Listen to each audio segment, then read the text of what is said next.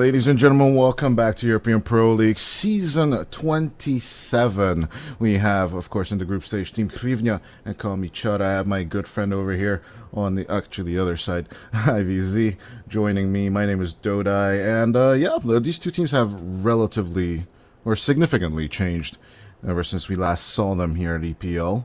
But yeah, we were actually just discussing the meta a bit, looking through the bans. We've had some Undying being played in the last 2 weeks, but yeah, the zombie goes down. And of course, you mentioned an interesting fact of the DP, that it globally collects the souls, not just in proximity now.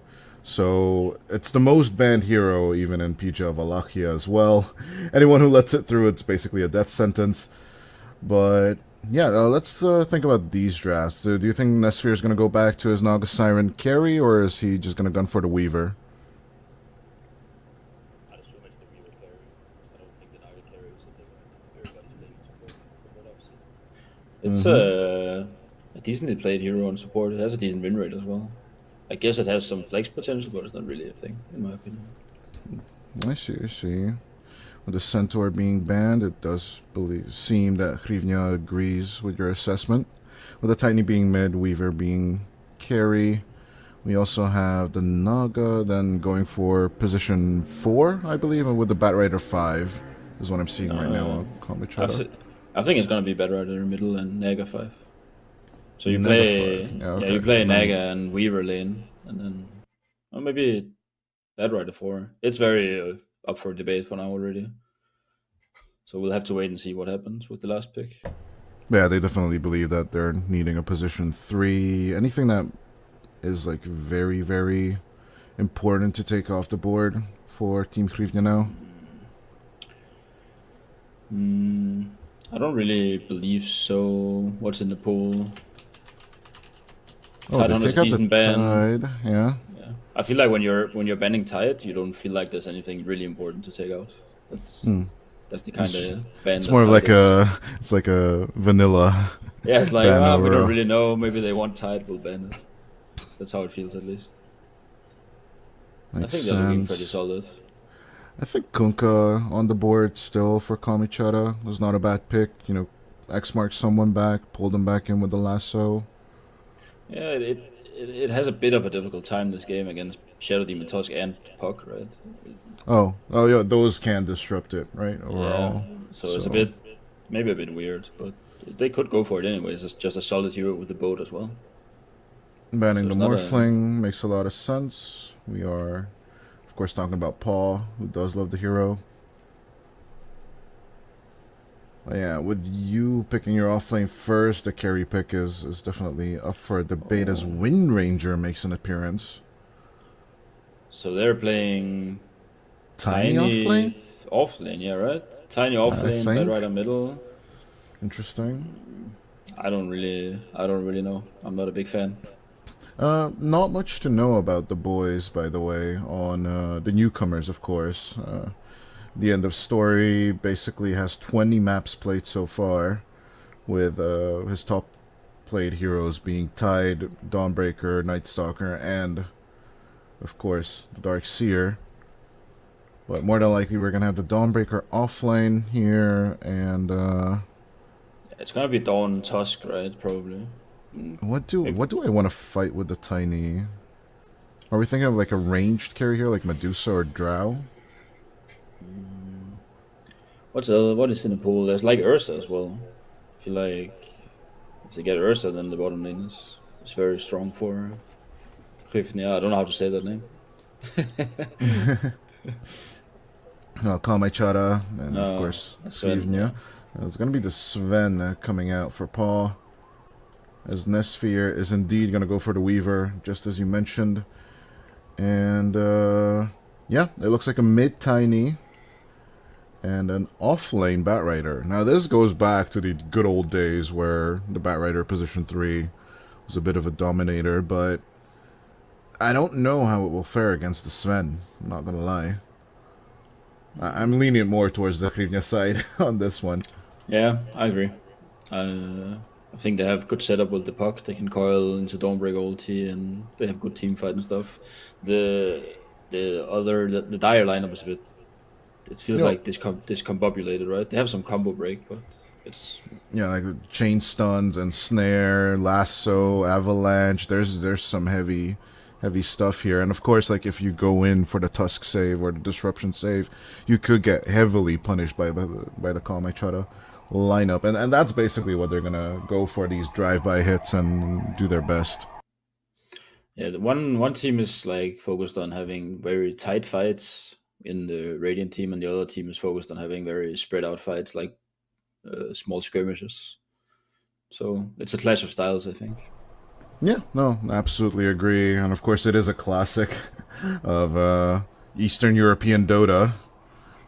Two styles, two theories just clashing against each other, but that is one of the reasons why it's one of the strongest regions as well. So, as we get into this game number 1, ladies and gentlemen, between Team Hryvnia and Kami Chara, what timings do I want to see, actually, is also a question I'm thinking. They need Blink Daggers on Dire, at least on Tiny, to play the game. On the side of Radiant, it's a bit more. I think they can fight pretty early, and then Sven gets a Blink Dagger, and they really put up the tempo. But they have moves to make earlier than Dire does. Right. What about the Tusk? So is Warjay's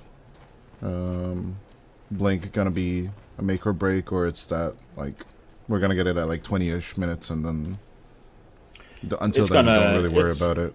It's gonna come eventually, and that's okay. I think that's the vibe. So I hear you. Yeah, I feel like the Dawnbreaker Tusk lane is gonna be very, very strong. It's gonna be the lane to watch, in my opinion, against Weaver and Naga. The bottom lane, it's Sven, right? Shadow Demon, yes, pretty passive. They're gonna be farming, and nothing will really happen.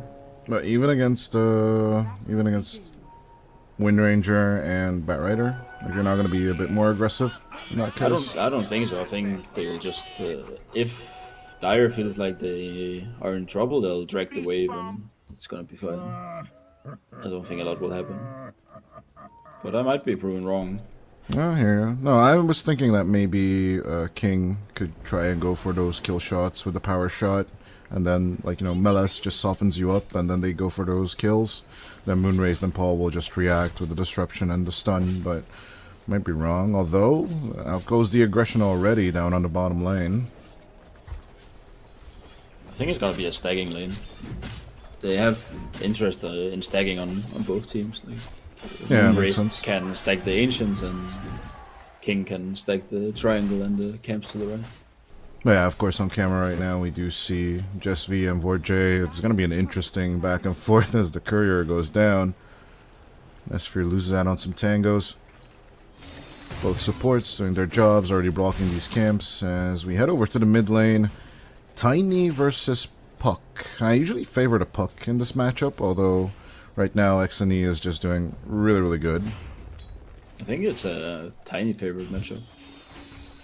I'm not completely certain, but Tiny has very much higher base damage than Puck does. So I think no. Overall, I think the last hit warfare is going to be won by the Tiny, but the Puck tends to be coming out on top eventually, as you can know. Moonrazed getting low. There's that aggression we've been waiting for. Stormhammer is the reaction from Meles, as Paul just trying to look for the right clicks, but the disruption illusions will block him off. And he's going to scramble to try and regain control of this lane. I think even just denying a few of these range creeps is going to be more than enough. That can be expected. But yeah, Moonraze just not getting that level 2 for the Shadow Poison. Kind of hurts. But it's... Batrider has 4 lasted, right, and 0 denies, and Sven is farming away. So I think they're not feeling too bad about it. The usual tauntage back and forth. I wonder how well these players know each other. They probably meet each other a lot in pubs. More than certainly, and I wouldn't put it besides them that they scrim each other, as a lot of EPL teams do. Yeah, makes sense. A lot of tier 1 teams don't usually accept the invite for a scrimmage from the bottom, the quote-unquote bottom tier teams, but that is basically the success of, oh, hold on, Nesphere, and caught up in the Ice Shard as they just cut down the Weaver. Nesphere is gone. That's a bit surprising to me. If I had to place my bets on it, I would have thought it was Naga dying in this lane. I think you have to make a decently big mistake on Weaver to actually die to this. I think the end of story and Warjay just blocking off the exit from the Ice Shard is something to take account for. Yeah, certainly. And also that tag team is something you cannot take out of commission. I really thought that they would not go for the kill until they have a point in luminosity, but I guess they just don't need it. The combination of Starbreaker and tag team is very, very strong. Yeah, looks. Unless you're saying with the luminosity on top, it's gonna be even stronger. On the mid lane, Domineg, of course, is suffering against XNE as you predicted. That is why we need like a. I think he's doing better than I expected Puck to do, actually. I think as soon as you get that bit more regen, just contesting one of those water runes is all you need. As yeah, no, denying that water rune is not going to happen for the Naga Siren Illusion. Although good try. I think the lane might have changed a bit after the changes to Curveball. Now it does damage while it's on top of things. Yeah, and the fact that it's just faster and just makes it more favorable as the face shift, Domineg. Something damage to the creeps and diving out the tree. The tree following the rules of the Wanted movie is kind of funny as well. As disruption down on the bottom. Insta hammer right on top of the bat as Melas going for the Firefly dive. It's not going to be enough damage from the tower, or is it? It is. It's better than not, but it's not a kill. To me, it's interesting to see that these guys are opting for brawling in the lane. I was really convinced that both teams would just be stacking. No. Good old Eastern European aggression, you know, we learned in TI1. Yeah, they just want to fight.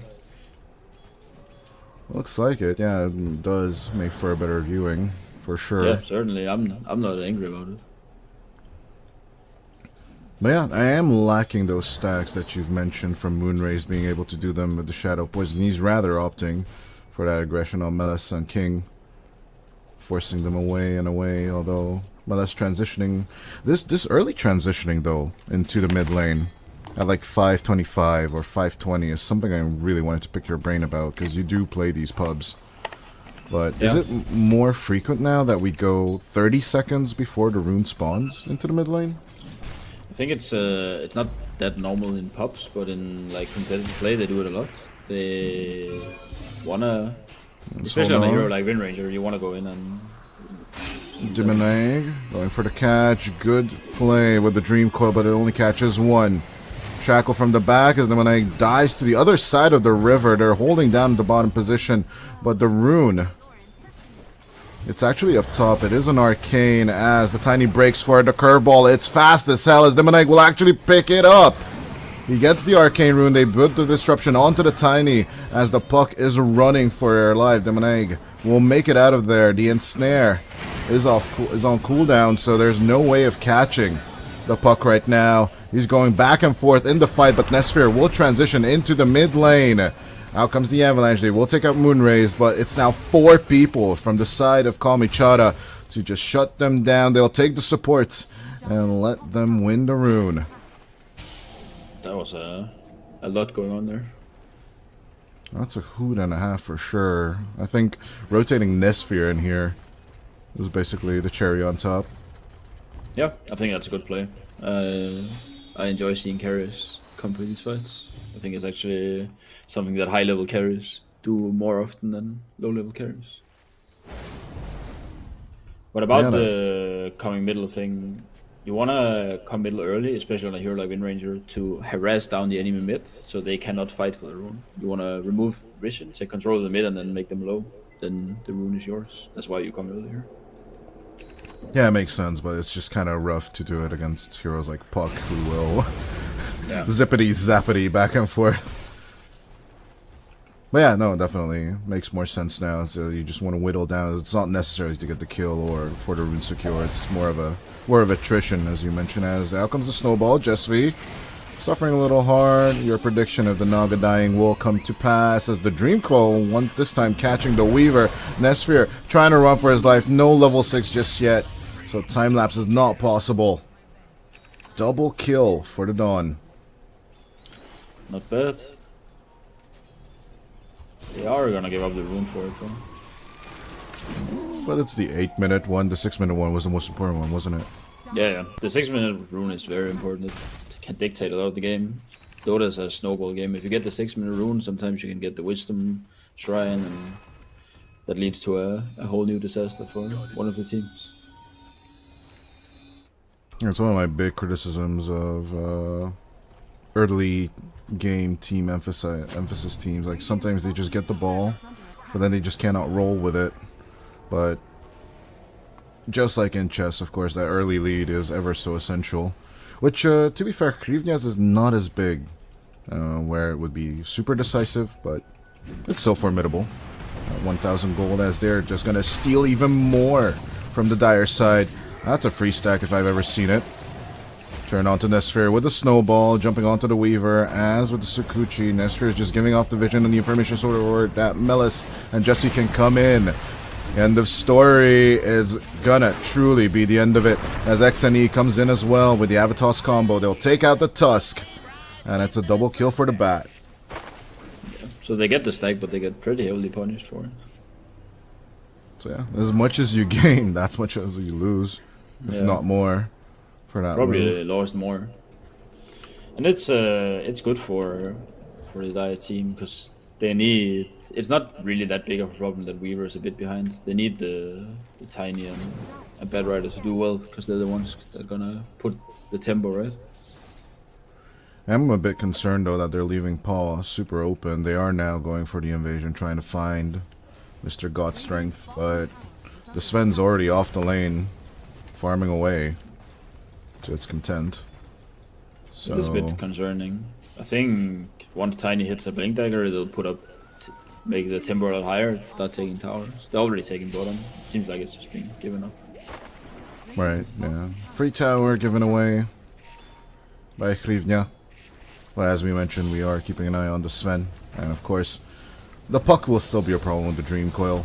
That is something I don't know they thought about. This Focus Fire is going to be used on the tier 1. And there's a slow but formidable reaction coming through at the end of the story with the Solar Guardian. Will make the catch on Melis as King's on the run.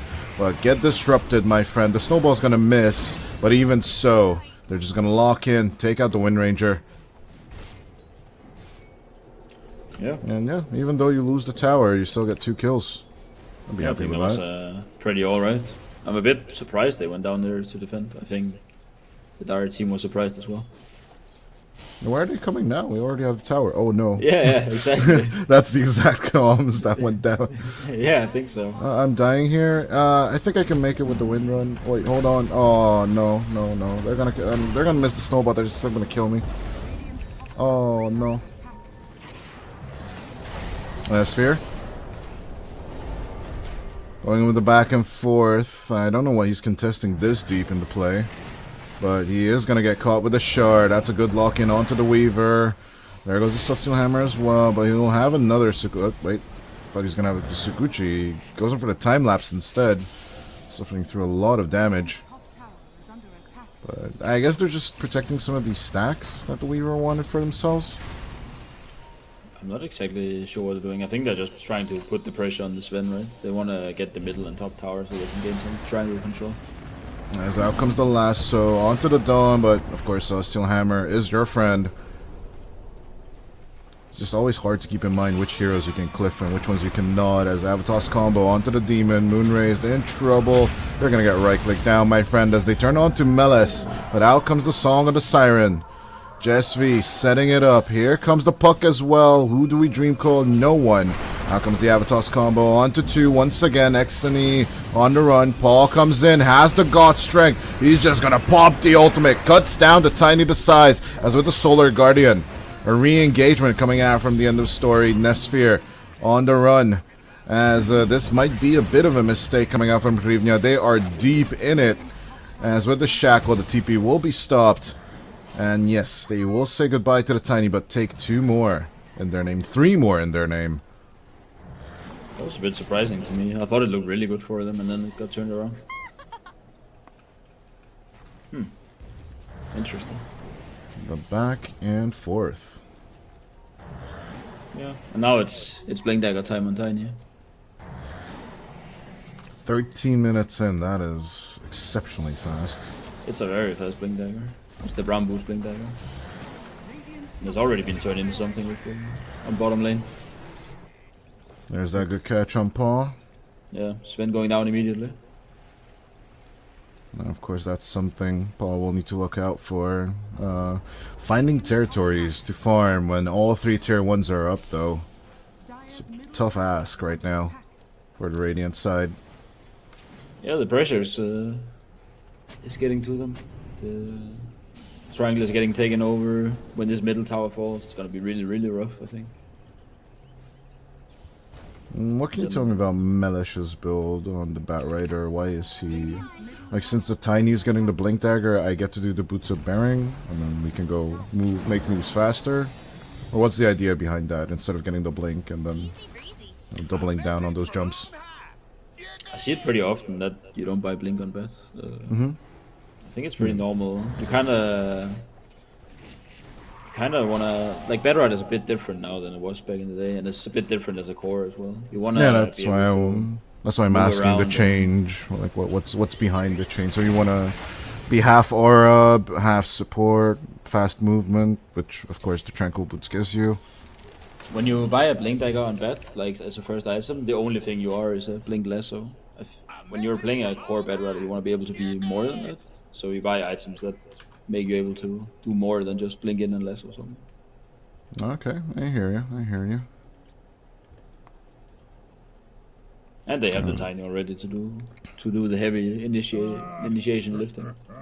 Alright, so that pressure is off as the Blink of Paw is going to be coming in rather shortly, like maybe a minute or 2 from now. As Demoneg still trying to put together a Witchblade, of all things. There's a Blink Dagger coming in for Windrange as well, and they have a smoke prepared, so she's getting a Blink on her courier now, and she's probably going to be smoking.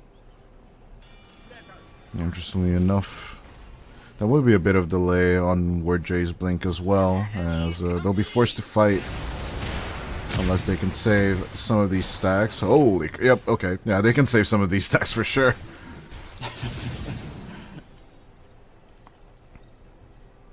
Yeah, I always forget that the Sven Great Cleave is just so OP. Yeah, it does a lot of cleave.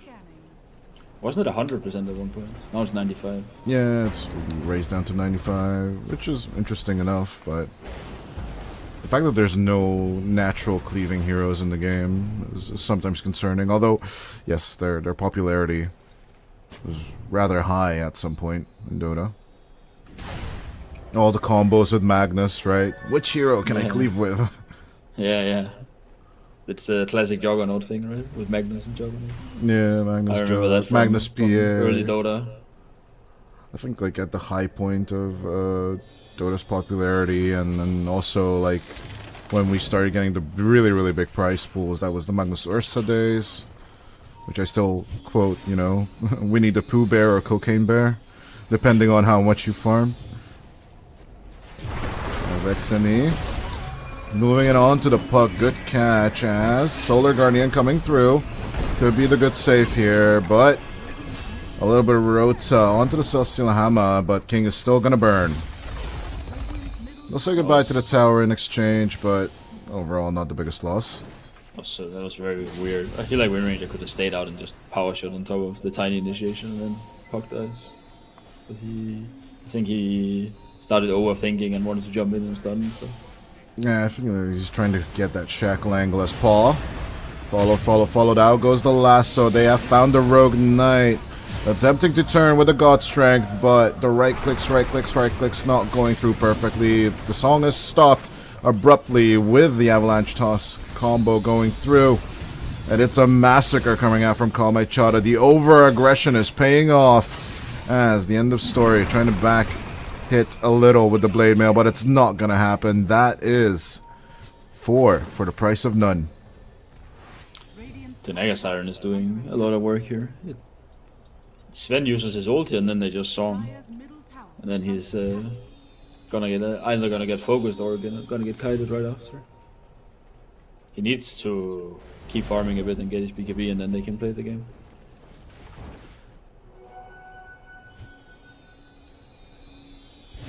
Demoneg trying to go after Meles, but that is a fast Batrider, as we previously mentioned. Now with BKB as well. As soon as he gets visual, he tries to run away, but the Blink Shackle will connect this time, along with the Avatos combo. And the tip coming out. Tip him up, tip him over. I think that's a well-deserved one. Demoneg was over enthusiastic about this one as Moon raised on Paul. They gotta get on the run now. Paul showing off his blink. Good with the escape. It feels like they're starting to become a bit desperate searching for stuff. It makes sense that they want to search for stuff with Puck and use the Dawnbreaker ulti, but it's too deep, right? The enemy are gonna bring the numbers if you go that far into the jungle. And it also looks like they have the perfect reaction, as you mentioned, that song, Lasso. They have a lot of tools to just basically keep up the aggression, and 4,000 net worth lead in the pocket. It's starting to show, especially if you look at the graph. It did turn up pretty fast in favor of the Call Me Chara side. Well, that's how Dota is sometimes. Win some, lose some. These illusions from the Nagas are so annoying. They're denying a lot of farm in the triangle by just putting them in the camps, so the ancient camps don't spawn and stuff. There's a lot of invisible impact with a hero like Naga. Well, it's not invisible, but it's very hard to see because you don't really look at the illusions all the time. Yeah, and even if you have the protective vision now, focusing on those illusions is kind of rough. What's with the green heart constantly coming out on like team chats? It's a new ping. They added it in the latest updates that you can make a heart ping. So you can ping that it's really weird, and then it becomes a chat. I never really understand it. As it comes to the lasso play, but it's 2v1. I don't think Melesh is gonna have a good time with it, so he's just gonna bail out with the Batrider as the puck is songed up on the top lane. It's a good catch on Demoneg as they will take out the puck in a 1v4. Puck is having a very hard time. A bit harder than I expected. I think it's just not getting that timing. The sub 20 blink dagger not coming together. The Witchblade was done at like 13 minutes in. Yeah, and the tiny rushed his blink dagger, and the only threat to him in this game really is the tiny, and he rushed his blink dagger so hard, and they've just shut him down after he got his blink. So now he has a hard time getting back into the game. No, definitely can be mentioned that Xenia is owning right now. Basically almost 2,000 gold up ahead, the puck. As the Tormentor will be taken down. There's a blink attack coming in as Paul jumping straight onto the Naga Siren. That is a good jump you wanted. Nesphere using the time lapse trying to escape, but get struck by the star. Paul will take the triple. This is the power of Sven, right? If you get the right initiation, you just explode people. Now he has his BKB, and the game is actually turning around a little bit, even if they're behind the network. The Sven is becoming a problem. Definitely, Radiant could ride the curtails of the Sven, as long as Paul gets the good initiations, as you mentioned. Yeah. That's a whole different story. One thing I want to pick your brain about, once again, why is the Pipe of Insight regaining popularity despite auras getting super nerfed in the past 3 patches? Who's buying a pipe in this game? The end of story, yeah. That's why I'm like, why do I see it in competitive now, once again? I mean, in this game, I think it makes decent sense. They have pretty much only magic damage, and then tiny counter or the Bat Rider counter, or it's not specific. It's specifically against everyone, right? It's very much against everyone in this game. Tiny does huge magic bursts. Ranger does magic damage in the early game. Bat Rider. I really thought that this would be like a Crimson Guard game due to the fact that the Weaver's physical damage is going to be a bit of a problem, but when you put it into perspective, it makes a bit more sense. It's just sometimes I feel it's a little out of place, personally. I think they're playing a very defensive game right now, so if you can just chill with your Sven farm, if someone goes for your teammates, you Solar Guardian in, and then you can use the pipe and they probably don't die. That's probably the play style. Moonrazed is done with the item, although his courier is missing. It's going to be an interesting choice, as 4 kills and 6,000 gold behind. And Hryvnia will need to start contemplating that they're losing a lot of space. Even the Vision War is really not favoring them that much right now. They have a blink deck on bat now. So they're probably going to be looking to make a play with the blink deck. Yeah, they are going for the strategic choice of the double lasso as well. So even if Hryvnia would group up, 2 people will be taken out to some extent.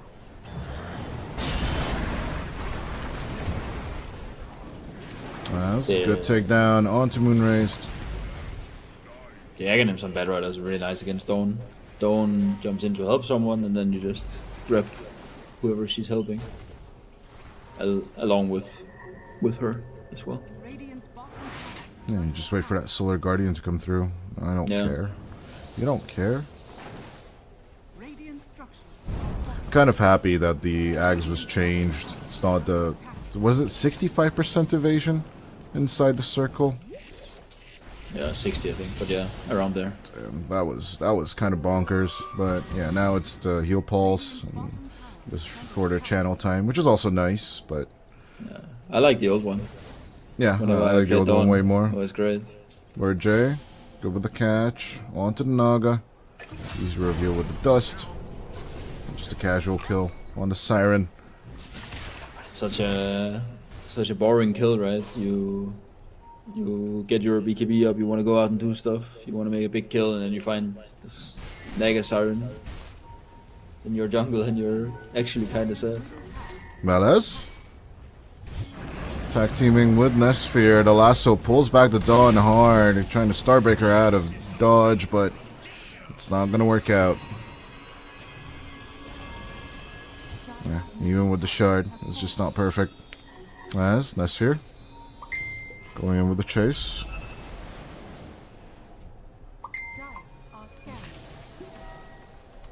7,000 in the net worth lead. They're looking for more. Yeah, the Dawnbreaker is dead. They want to find someone. She has auras and ulti, so she's a big factor in the team fight. If they can find the fight while she's dead, it means a lot. Actually going for the Guardian Greaves on the Naga as well. Talking about auras. I don't even know what the move is as Melesh gonna get jumped by Paw, but the reach is not perfect. Shackle shot onto the Sven, but here comes the Solar Guardian. They'll still take out the Bat Rider, trying to get on top of King, but the Gale Force is pushing them back.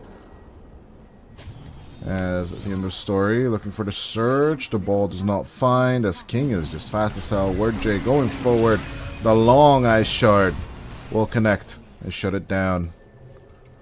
As they're moving back under the tower, Paul, of course, along with Moonrazed, is going to get caught out. They're looking for a lot of damage onto the Tiny. A back move from Jesvi will protect the pile of rocks. As with the Glimmer Cape, will manage to get the escape down. Teams Hryvnia, I still respect it. You know, a lot of teams usually just give up this tier 2 at this point. We got our kills, then we spread out to farm. The discipline it takes to just move back with the Sven and then go for those big kills under the tower is pretty admirable as Nesphere. On the run, here comes the snowball. I don't know if they can get a shard off on him as well. That is definitely Aegis. Nice shard available as with the Guildforce. They'll try to push them off. Nesphere out of tools for the escape. There is no Sukuchi that will get you out of here. They have the Weaver, but are they going to sacrifice a bit too much for this? Word J trying to pull the aggro as the puck tries to get away, but the shackle shot will hit. Word J could not get his mid laner inside the ball. As with a disruption, Moonrace tries to go for a run, but it's not going to happen. 3 sacrifice for the Aegis kill. Yeah, it's pretty awkward, right? Because they're kind of breaking the rule of having Sven on your team is that you need to only fight when Sven has ulti, and he didn't. So Sven just stood around and looked at them and did nothing. It was a perfect opportunity, wasn't it? There was no Naga Siren song. But It was to the be perfect fair, opportunity, except for one thing: Sven didn't have ulti. I didn't have vision as well onto that high ground, so yeah. With the puck and the tusk being ripped apart, it was, as you mentioned, I think, yeah, awkward is a pretty good expression for it. Well, yeah, they were all bunched up. You want to drop that Dream Coil, you want to make it work, and then, oh, Sven doesn't have ulti, and then how do I get out of this situation? Yeah. Sven used this BKB for something, but I didn't really see what it was. Did you see? No. I was looking at the puck and the tusk getting railed in the jungle. In between the trees, you know. Famous Keanu Reeves quote, consequences.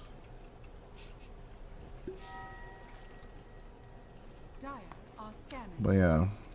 The good old Dawnbreaker Aghanims is still well on the way. That could be a turning point, as well as the Octarine Core on the puck, as everyone just basically has Gale Guard on the Hryvnia side. Only one GD Poland bag. You can see the idea, right? They want to be tanky enough to survive the initial burst.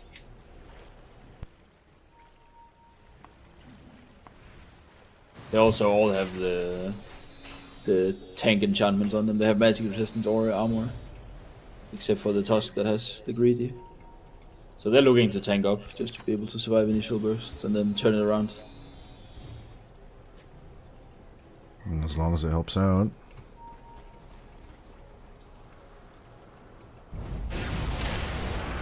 As we have the ulti jump forward, King. Gonna get rolled on despite the shackle for the protection. The shard is, I was gonna say it's available, but it's actually blocking things, but no matter. Demonegg will solve the problem.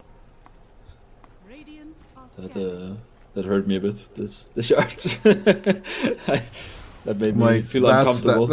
I'm like, use it, and then he's like, yeah, I used it. Just blocked off half my team. Yeah, I felt uncomfortable on his behalf. I have a trauma with this hero. Whenever I play Tusk, it goes horribly wrong. Oh, I'm a very bad Tusk player. No, in my position 4 rosters, it's definitely not the hero I like. It's like zone shutdowns and zone closes. Earthshaker is my boy, but Tusk is definitely not my thing. And yeah, same. I had a few words with Crit, and yeah, well, you just practice it. It's like I can't. I'm gonna get banned from the game if I keep practicing this hero. Yeah, I did. X and E. Going for the Avatos combo onto the puck. An easy burst down. That good old serrated Shiv is doing the work as they will get the ensnare stun combo on Moonraised as well. The Shadow Demon is just gone. Or is he? Dawnbreaker coming in, but this doesn't look like a good idea. We see Song of the Siren Heard on the off-screen side, as on the other play, the Tusk and the Sven are being chased. Melis looking to just grab onto the Sven, but the Shard missing once more. It's not the perfect opportunity. Melis will survive the whole ordeal, as one by one, after the puck, they will take out the Shadow Demon, but here comes the tag team duo. Paul will look for a bit of counter. They are going to be happy with Nesphere and Just V dying, but definitely These separated fights are not what Hryvnia want from these match at all. I was very... Like Sven was standing at the edge of the fight waiting for his ulti to come up. When the ulti came up and he just jumped in and started shredding.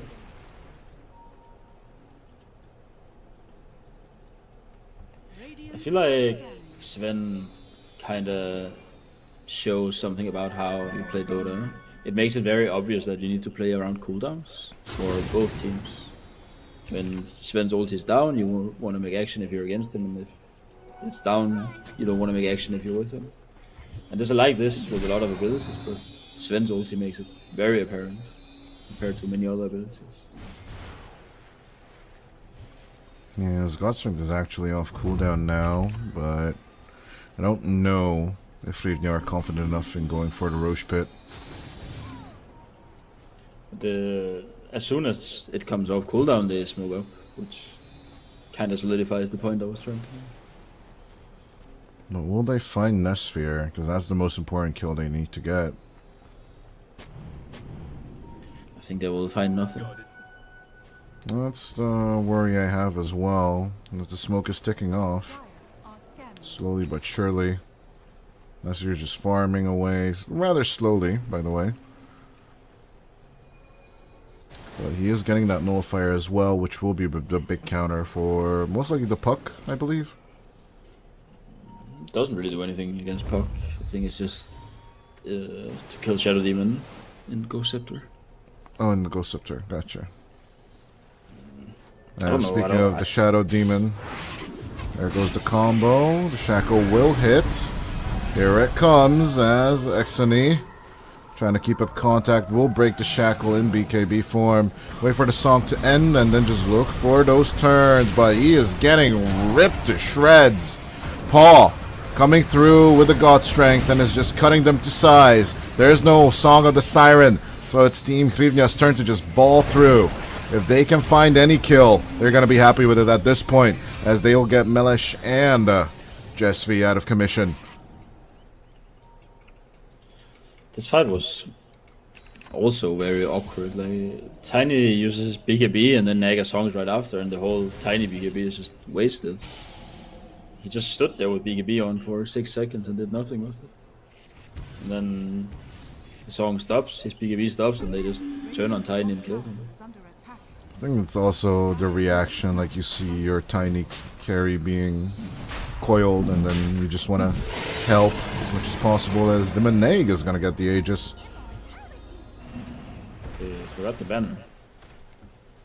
Nah, who needs a banner? No one wants the banner. That's a support job. Dire's courier has been killed. There's Paul. Going for the Satanic now. Finally, the last tier 1 tower will fall at 35 minutes in. As the end of story is just getting focused. Tag teamed by few friends, but the Solar Guardian is just a great spell for escape as well. See ya.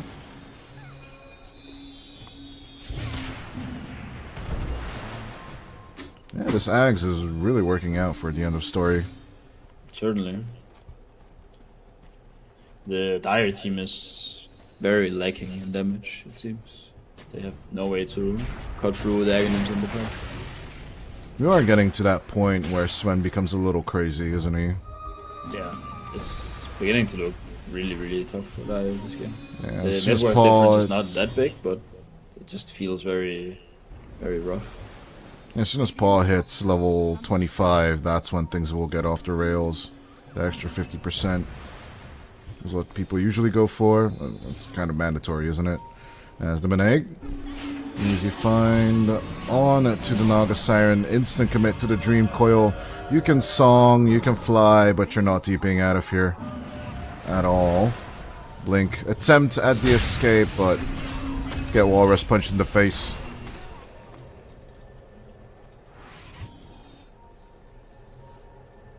I do look at Sven's level 25 talents, and I'm actually unsure if you go for the more damage one.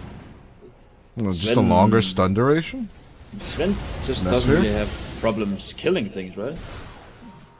As long as he can hit them. With stun, he can hit more. Get the Avatos combo up, but the BKB reaction. Here comes the end. Heal them back up as the Nullifier ticking off on the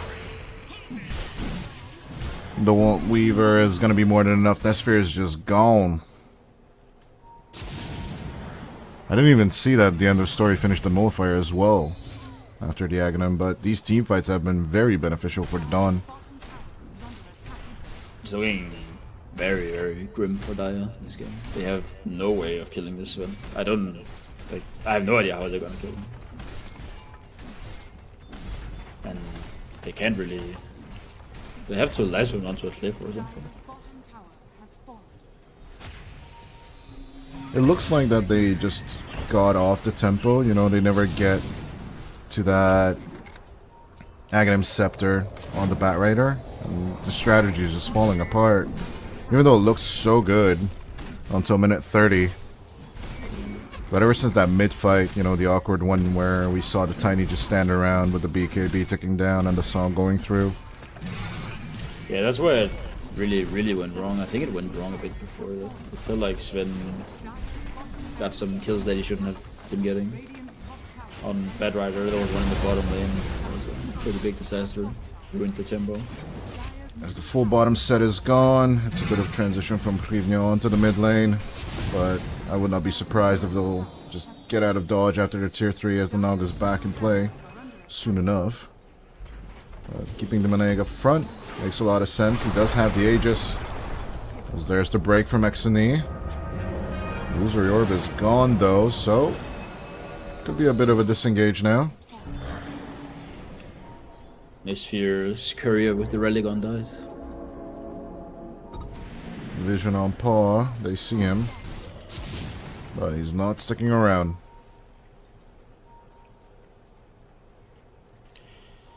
There's something to be said about the drafts in this game. I think the drafts are maybe about equal in strength, but they're not equal in terms of how easy they are to execute, right? If you fuck up as Dire, then you lose the tempo and you most likely lose the game. You can kind of fuck up on Radiant and then just chill and farm and hope for the best. Agreed. Yeah, I absolutely agree with that assessment. Which is kind of what happened, right? They were like, oh, we have Sven, we just chill, they'll probably do something, and then we'll punish it. Any overextension against the Sven lineup is kind of pain. It's very pain. But yeah, Kamichara is definitely forced to just go on the aggressive this time. Trying to force out one of the lanes. Last two outer towers on the Radiant side. As of course, the Dire side still has that top tier 1. But it will eventually get taken out, even by the creeps. If they just leave it passively. Because yeah, these wave cuts need to happen against the puck lineup, especially as Exene makes the jump on the Maneg, but there's an Aeon disc on this guy. The puck lives to see another day as the lasso goes through onto the Tusk. Snowball giving away positions and visions as Word J trying to get out with the Lotus Orb, but Exene is just going to wait around for it to be end. They'll take out the Tusk. They're trying to make the transition onto the Tiny. Exene's BKB, they just need to wait for it to end, as actually the puck will commit into the middle of the song. They will wait for the Tiny to TP first, and they'll just double escape now. Good on the escape. They will find Melesh. I'm sure the Bat Rider doesn't really have any tools of escape besides the Blink. Good deep into the tree's Blink dagger though, and that will be more than enough for the escape. Why did that disruption go out on the Sven? They're trying to get him down from the cliff. Well, yeah, so Blink is back up in the jiffy, and you can just go for the wrong. Yeah, I think he was trying to get the vision. There's an interesting counter synergy on the Dire team with the Weaver Beetles.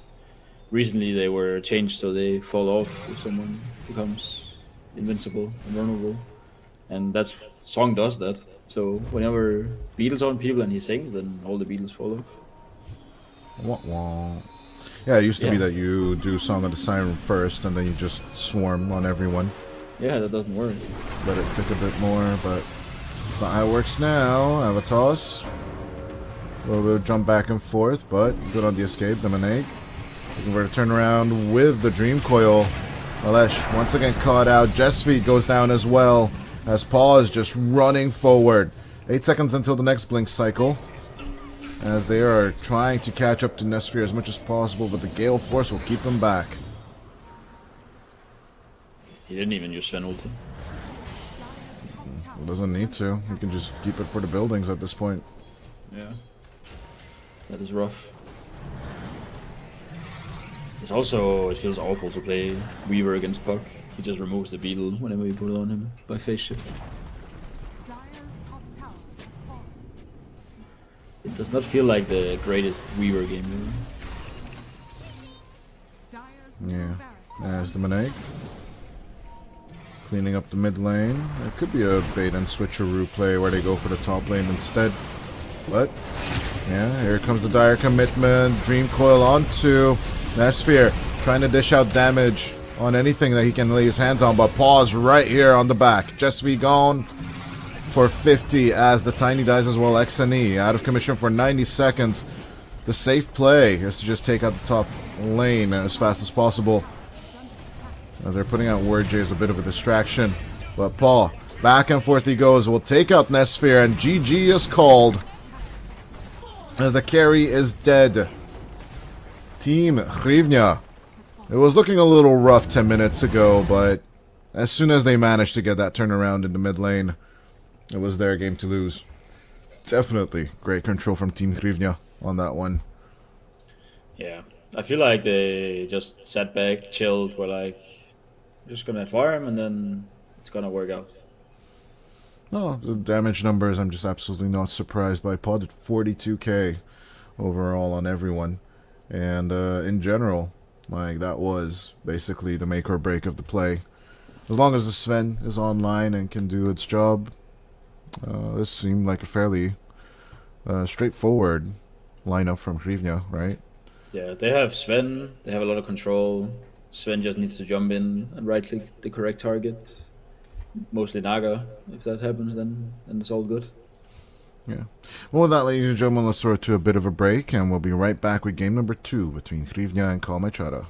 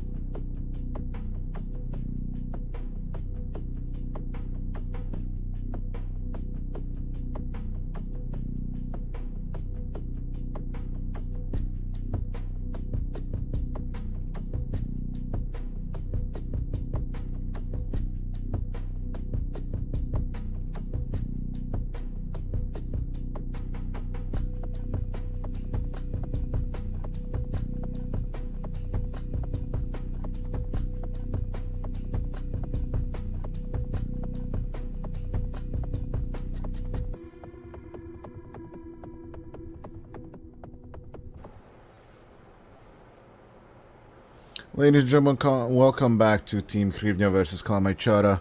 Game number 2 here at European Pro League Season 27. We're still in the group stage, and it looks like we have another Sven, once again on the Radiant, but on the different team. Looks like Kalmychara got a little bit envious of the execution, and Chaos Knight, and a Rogue Knight, and now a Nature's Prophet. What is going on here, IVZ? I like stealing the Sven. It's pretty good. Sven and Nature's Prophet, I think it's a decent lane. That's probably gonna be the lane. It's nice when you play Nature's Prophet to have a carry that can flash from the jungle, because you will be leaving him usually pretty early. So the combination of Nature's Prophet and Sven is super nice. Okay, makes sense. As the Pangolier is then more than likely the mid lane, and CK offlane? I think it's gonna be CK4. That's my prediction is CK4, but it might be wrong. It's a prediction based on nothing. So Yeah, Team Hryvnia is actually banning mid laners with the Queen of Pain gone. I'd like to see the old days though. The support Sven was something of a staple for position 5s. yeah, I enjoyed that. That's a great hero. It's not that easy of a Sven game. I think the Sven in the last game had an easier game. This time he's against Shadow Demon and Dark Willow. It's hard to burst Dark Willow. Shadow Demon can save teammates. So a bit more of a difficult Sven game. But it's Sven, right? He'll probably find the farm and find a way.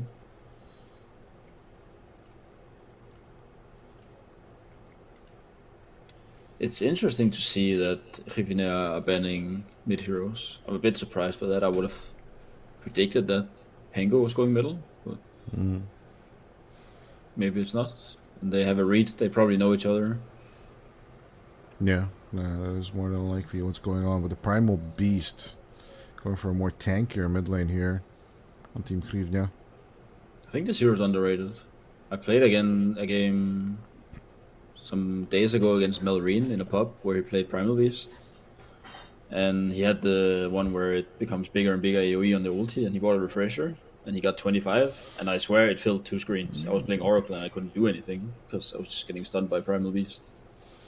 So it's the offlane Pangolier, and as you mentioned, it is the position 4 Chaos Knight. With Nesphere going for the carry Sven, and Jesvi with the position 5 Nature's Prophet. Kind of an interesting skin on the NP. Yeah. The audience doesn't see it yet, but you'll get to watch it in a You will minute. see it. As yeah, the Monkey King counter though, I kind of like it from Kalmychara. They're like, yeah, let's screw this, put the Pangolier on to the offlane, let's punish Dominate going for the Primal Beast. It will be a very, very hard lane for the Primal, despite the pick. I don't really know the dynamics of this lane. I think Primal Beast is one of the heroes that can actually, like, one of the melee heroes that can do like some shenanigans. It goes behind the tower and trambles and stuff. But the problem is the Monkey King with the Jingu, right? Like, it Yeah, just generally it's a owns problem. But you just don't play the lane on Primal. Like, you just walk behind towers, drag creeps and stuff, and it's So one of the we're- good heroes at doing that.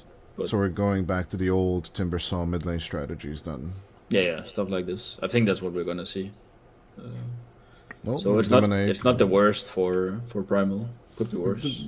Dominate can execute, and it's definitely a good choice. But to be fair, this time around, I'm rather leaning towards Kalmychara on the draft. Yeah, I'm interested to see how the CK4 will do. That's where I have my doubts. But Prepare for battle. I'm looking Okay. forward to this game. Explain it to me. Sell CK4 to me. It has a stun, it has a displacement, and that's it. So you're just not putting anything into Chaos Strike during the laning phase. That's going to be the last thing you level. Yeah, And you basically you're might take a value point, right? But it's also, it has illusions. You can scout with illusions. You can farm with the illusions. It's pretty alright.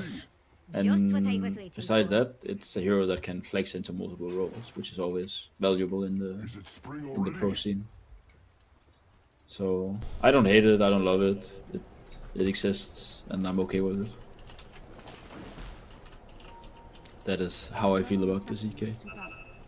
Well, let's get into that game number 2 over here, as It looks like a bit of more of an aggressive approach coming down from Kalmaichara, but Team Hryvnia are absolutely aware of what's going on. Moon raised. No point yet in the disruption. I don't think he wants to place it there. That was quite the run up from the Pango. It was very fearless.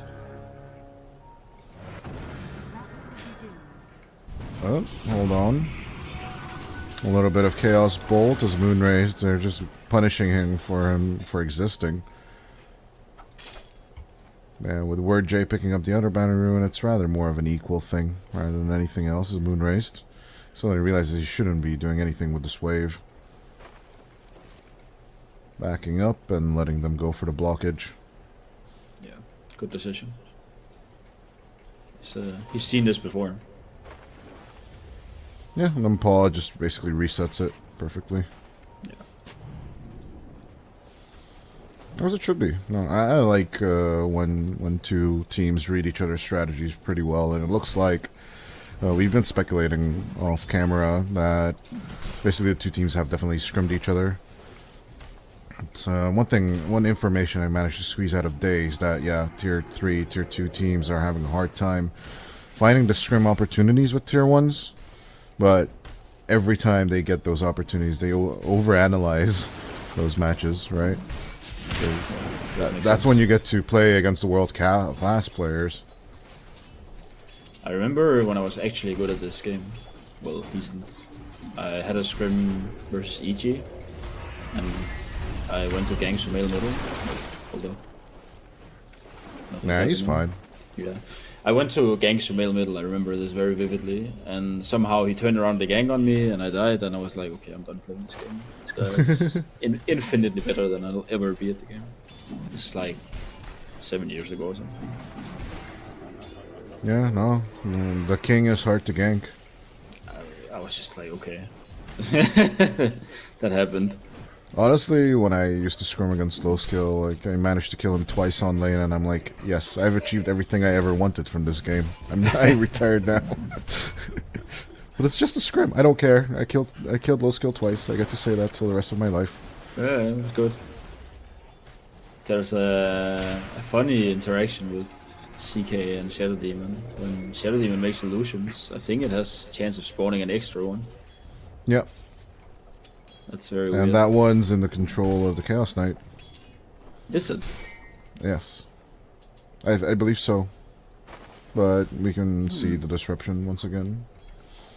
It was something I tested when the hero got the innate ability. Yeah. Yeah, the middle is primal, skipping the waves and doing the... Definitely exactly what you predicted. And Demoneg is just trampling, onslaughting the wave, and keeping the distance from XNE, which is exactly what you should be doing. Because any kind of direct confrontation with the Monkey King will result in death. Yeah, will cry. I was playing you guys are getting to hear about all of my pubs now. I usually play support, right, but I got forced middle in the game and I was laning against Xiao Id. And he was playing Darkseer and I was playing... Oh hell no. Oh hell no. And he did this as Darkseer instead. He was just taking the waves. Xiao 8 is just a god. Yeah. Whenever you get to see him in pubs, definitely just stop what you're doing and just watch him play pubs.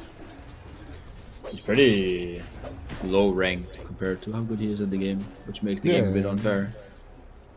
He's like bottom of Immortal right now, isn't he? He's around there somewhere. I think he's like top 1,000 Europe. Is he? As Moon raised, going for the crash. Meles will definitely lock in for that first blood, as Paw does not manage to punish King perfectly. As Just V comes in for the rotation, they're going after the bear hard. Stun him down, but I think he should be fine with the current HP he has. Even has the Fairy Fire in the bag if he needs to use it. There's Moon Race coming around the bend.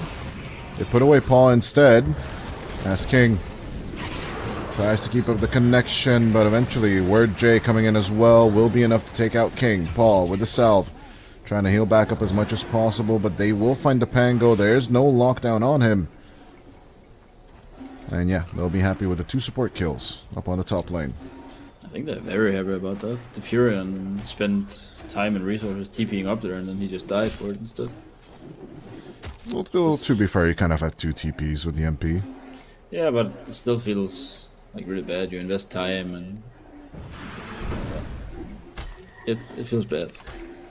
Yes, no Sphere suffering a few of those right clicks. There's that boundless strike.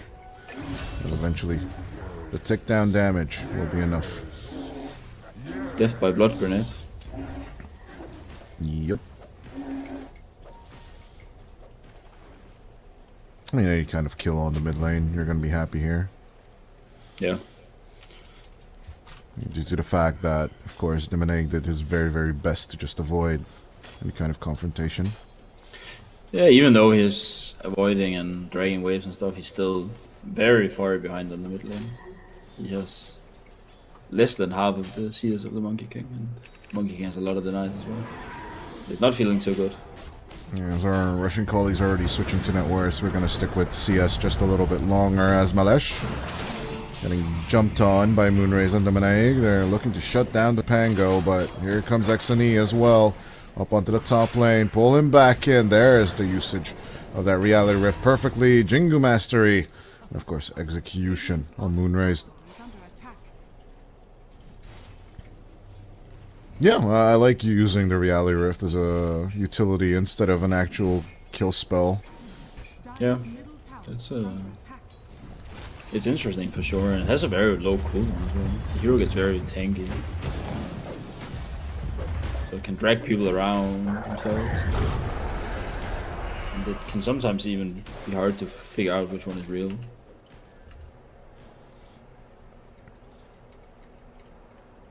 Yeah, there's Demonaig. Falling ever so behind. Malesh, once again, getting crushed on, but always have that trusty swashbuckle to get the hell out of dodge. As Moonraised. Looking for the contest. If he keeps on stacking that Shadow Poison, it could be a good one. But as Demonaig comes in, takes out Malesh, King has no other choice than to keep his distance. Good exchange, though, on the Wisdom Runes, as on the other side we have Nesphere stealing the enemies. Bit surprised that they didn't give the Shrine to Primal for his 6. Agreed. Yeah, I don't think Moonrays should have gotten it. Should have been Demonaig. But although, to be fair, Moonrays was only at level 3 at the time. Level 2 at the time, so...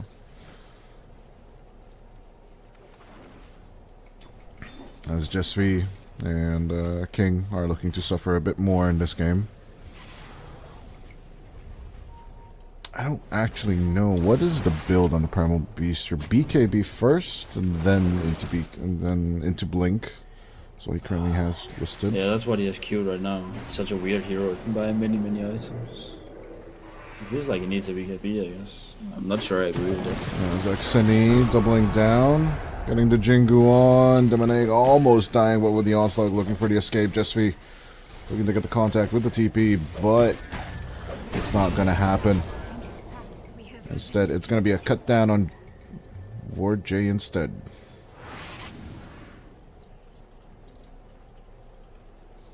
What a weird interaction.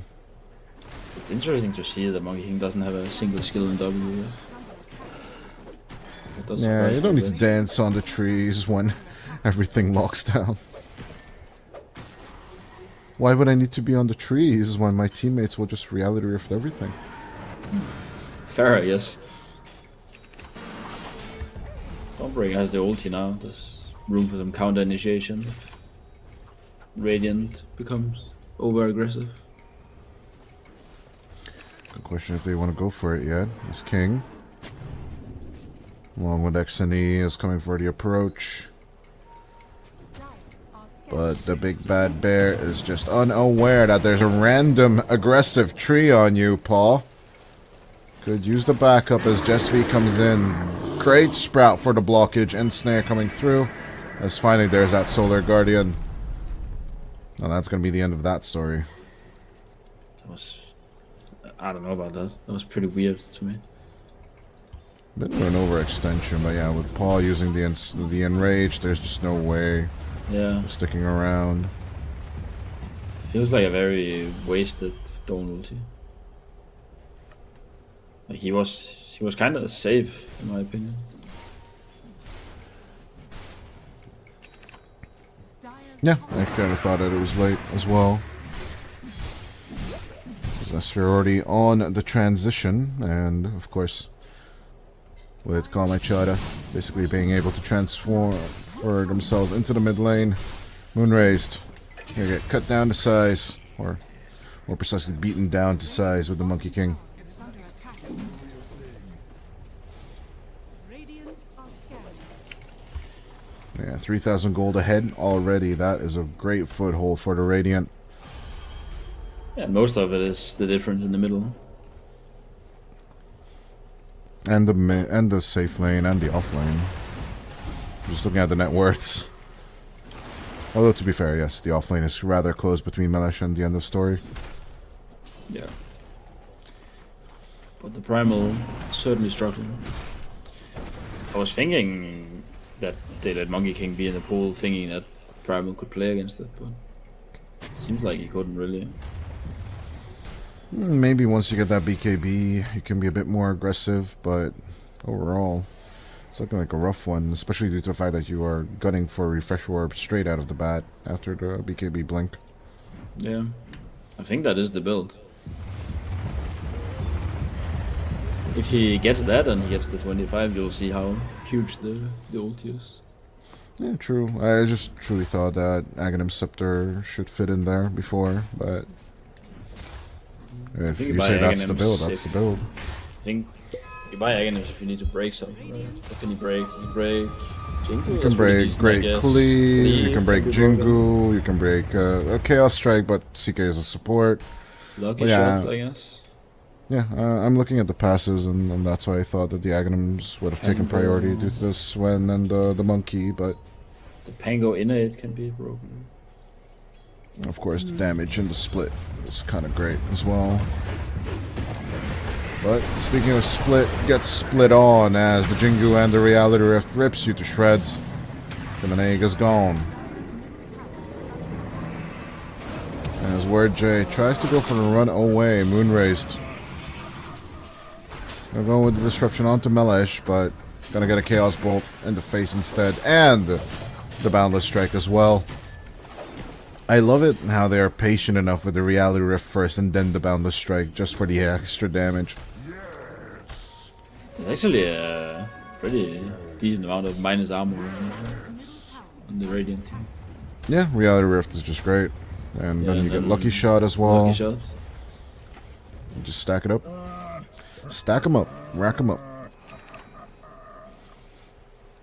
As you can see, like, all of the cores are countering it, or trying to counter it as much as possible with the phase boots coming through. And, of course, Blade Mail coming out from the end of story. They are addressing it on the side of the Dire, but generally that 5k net worth lead already is kind of concerning. It was pretty You're a fan of concerning. Hryvnia. But yeah, here's a smoke attempt from Ward J. The Maneg. They will find King, as they'll Bedlam sit the CK for as long as possible. Reality Rift is not going to save you now, as the Phantasm Illusion is not a great distraction. I think this, like we talked about the Willow, you and I. And I think this shows why Willow is a hero. It does insane damage in these games.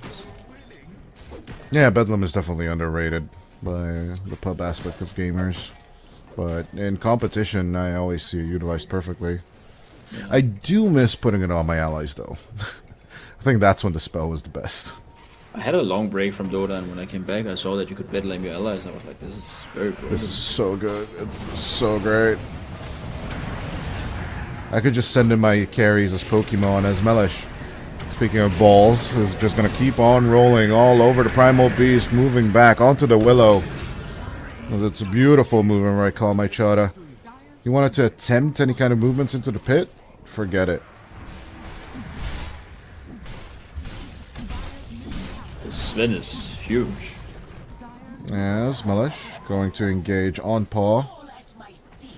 Call my Chada, keep on pushing on the bear as XME makes an appearance as well. Jingu Master Read, Boundless Strike. There goes the Enrage as Paul tries to escape, but swashing and buckling. Melish will take the kill. He sets it up and knocks it down as Nestor on the bottom lane looking for the chase. But there's no blink on this one just yet.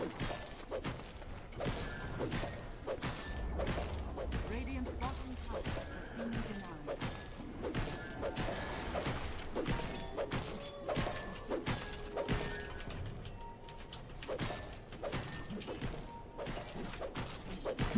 bottom tower is under attack. What's on your mind, IVZ? Just trying to think how they come back in this game. They kinda can't make moves. They just need to chill and farm, I guess. It's just Give the bear very- 20 minutes, basically. That's the strategy. Yeah, it just seems so awkward against Sven. Like Sven is gonna hit his timing so much faster, and then it's just gonna be. I mean, if you can react to the Sven either with Pulverize or Solar Guardian, and then just let the bear do its thing, there's the opportunity. But even if you attempt something with Warjade, the Minig, and Moonrays, you're still gonna get jumped on. Still good carry on Melis, but seems like a bit of a waste of Wukong's command. They also have the Demonic Purge and Disruption, I guess, Sven, which is very nice. So they have the tools to deal with the Sven. I'm just scared that he's gonna be so big that it doesn't matter how much you have the tools to deal with him. Just V trying to sprout out onto the Primal Beast. A little bit of awkwardness as you're gonna get knocked to bits eventually. It's still like that the Sprout passive will stick around as Nesphere going for the God Strength. Cuts down Moonrace to size. They're just gonna go for the escape. Yeah, like, at least the Sprout now has a visual effect instead of just, you know, giving you the HP. Yeah. But despite everything, Paul having to fight off two. The Monet coming over has the Pulverize. Well, actually managed to stop Melesh in his tracks for a second there, but Nestor coming in. Now comes the Terrorize. You're going to send them backwards as Melesh. Finally, the Curse Crown procs through, but Demoneg is just losing HP way too fast. King will take the kill as Moonrace comes back into the land of the living, but it's just too little, too late. Cut down as well, one by one. Hryvnia are trying to commit themselves for this. They will get Nesphere eventually, along with the Monkey King, but they're still the ones losing out most of here. This felt like it was okay as long as Sven died for Dire. I mean, they lose more heroes, but I think that's okay. Dire's top tower Almost getting team wiped. I don't know. I wouldn't feel too bad. I think it was pretty equal exchange. To be fair, you do have the comeback mechanic on your side since you're that much behind. That's Paul. Looking for a deep run onto Jess V. That's Cocaine Bear if I've ever seen it. Hard and heavy. He has a blink now, right? Yeah, he's getting a blink on the courier. The reason why I'm saying the exchange before was okay is because Ursa gets the kill on Monkey King, which Yeah, now that's gives a big. him this blink. It's big gold. Yeah. And now they can actually play tempo because they have the blink on Ursa. But yeah, good catch on to Exene.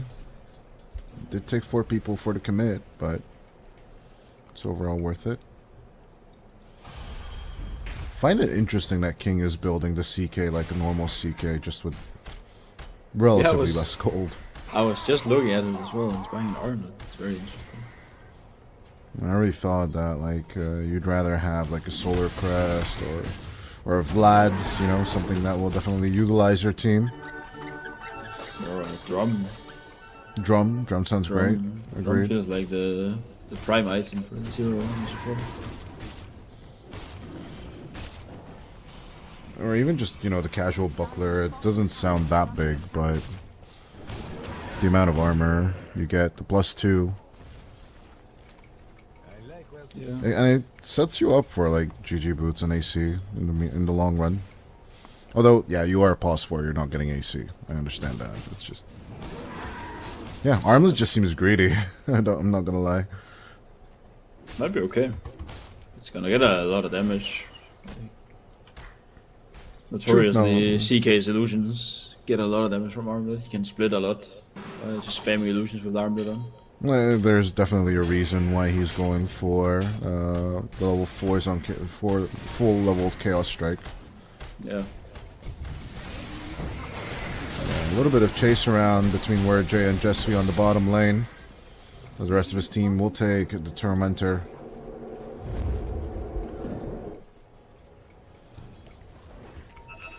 I'm so happy. Primal now. They're probably gonna push out the mid lane and go for a smoke. Hryvnia. Demon's just TPing down. They're going for the aggressive moves now as the end of story. Just standing in the thick of everything. Moonraised will put away his buddy inside the Wukong's command. Moonraised is gone and so is the end of story. Call my Chara. Just easy reacting to all of this as they move into the Roche pit themselves. Minute 21. There isn't much. I think they can go for this.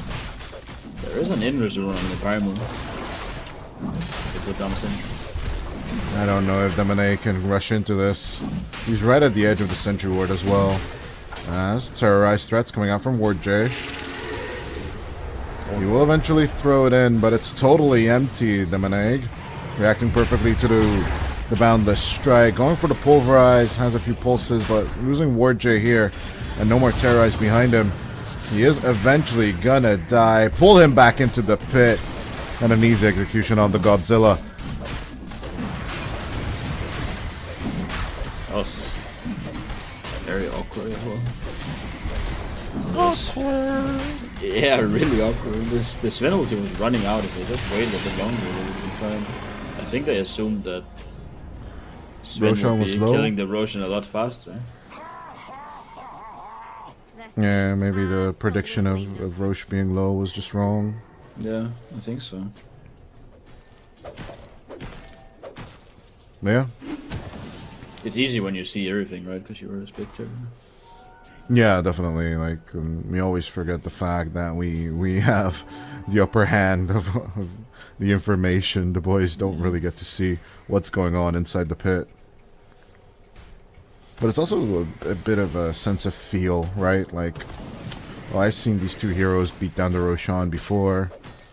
It's a bit of a guessing game of when to engage, when to get it. But, you know, it's just thinking of the Afu steal all the way to... I've seen some really, really good Roche steals, especially when Roshan was on the 2 edge pits of the map. Yeah. I gotta say, I appreciate them going for it. They have some, it shows some confidence, and I think that's nice. No, at the end of the day, you're just making space and buying time for the Ursa, as we mentioned, and there's still 12 more minutes to go of those 20 minutes that we laid out as a plan. And BKB is almost online on Paw as well, so we'll see. Like technically on paper, these kills don't matter. At the end of the day, it's gonna boil down to the Sven versus the Ursa fight. It was like he just killed an ancient camp, but it was a willow instead.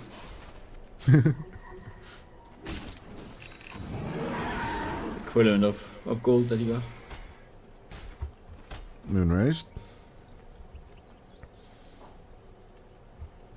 No, we don't get to see the CK and Shadow Demon interaction. To be fair, like when I tested it between the Chaos Knight and the Shadow Demon, it was like 2 hours after the patch was released with the innates. Yeah, and maybe ever since then it might have been changed, so early testing will only get you so far. Yeah, that's right.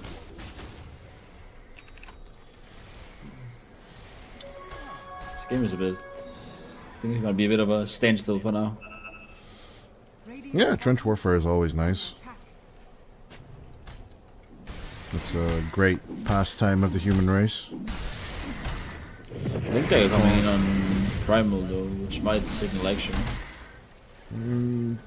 They are smoked up, smoking and up, Paul is basically showing on the bottom lane, trying to pull some aggro, but no reaction from the Kame Chara side. I think it's also a possibility that the Radiant is a little bit overconfident here. They do have the Aegis still for 2 more minutes, so they're not expecting that aggressive moves. The rotation, as soon as they see the Monkey King, is rather interesting. Let's see if they'll get it, because XNE is just boundless striking the wave and then getting out as fast as possible. Feels very uncoordinated. Like they Paul smoked before he got the blink. showed up on the mid lane, and Nesphere will use that opportunity. He got deleted. Taking the bear for a ride, not even giving him a chance to enrage. Meanwhile, his team was smoked running around and kind of got nothing out of it. It's gotta feel Yeah, bad. I don't know if you can catch this monkey at all with the without vision, knowing exactly what tree he jumps on, not having like a timber saw or a bat rider to just counter him. Primal Kinda does feels kill like a lot that. of trees. True, yeah, onslaught is also a good solution, but you do need that vision, which I don't think. Even Tremble kills trees. Yeah, I don't think Hryvnia have the visual No. knowledge right now.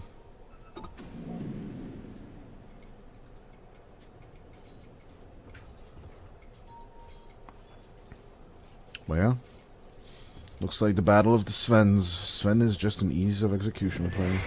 As King and XNE, they're gonna show up on the bottom lane. King, good find on the Primal. One thing in the combination with the Boundless Strike is rather spot on, but the end of story, coming in with a Solar Guardian, will crush them. At the same time, the Monkey is back in play. Here comes the Paul. They will find the disruption onto the Monkey. It is a good steal off the tree, but the Boundless will not come through. Good kill on XNE, sacrificing Moonrise, but here comes Nesphere with the cleave. He's cutting them down to size as one last right click will get them the team wipe. It's a triple kill for the Sven. It's such a classic, right? You're looking at the fight, you're like, this fight's going pretty well, then all of a sudden Sven comes in and the fight is over. Here comes Johnny. Yeah. Dire's bottom tower has fallen. Oh yeah, he actually has an axe instead of a sword this time around. I mean, it's kind of like an axe, it's not really a sword. Like in So practical weird. terms. We're looking sorry. Yeah, that's for sure. A double-edged cleaver, I guess is what you can call it. But yeah, no, Sven is definitely that iconic. I go in, I blink, I stun, I kill. Very, very straightforward of a hero. Is under attack. Yeah. Now he picks up the Daedalus, he's gonna be even more of a threat. It is starting to look rough for Dire, I must say.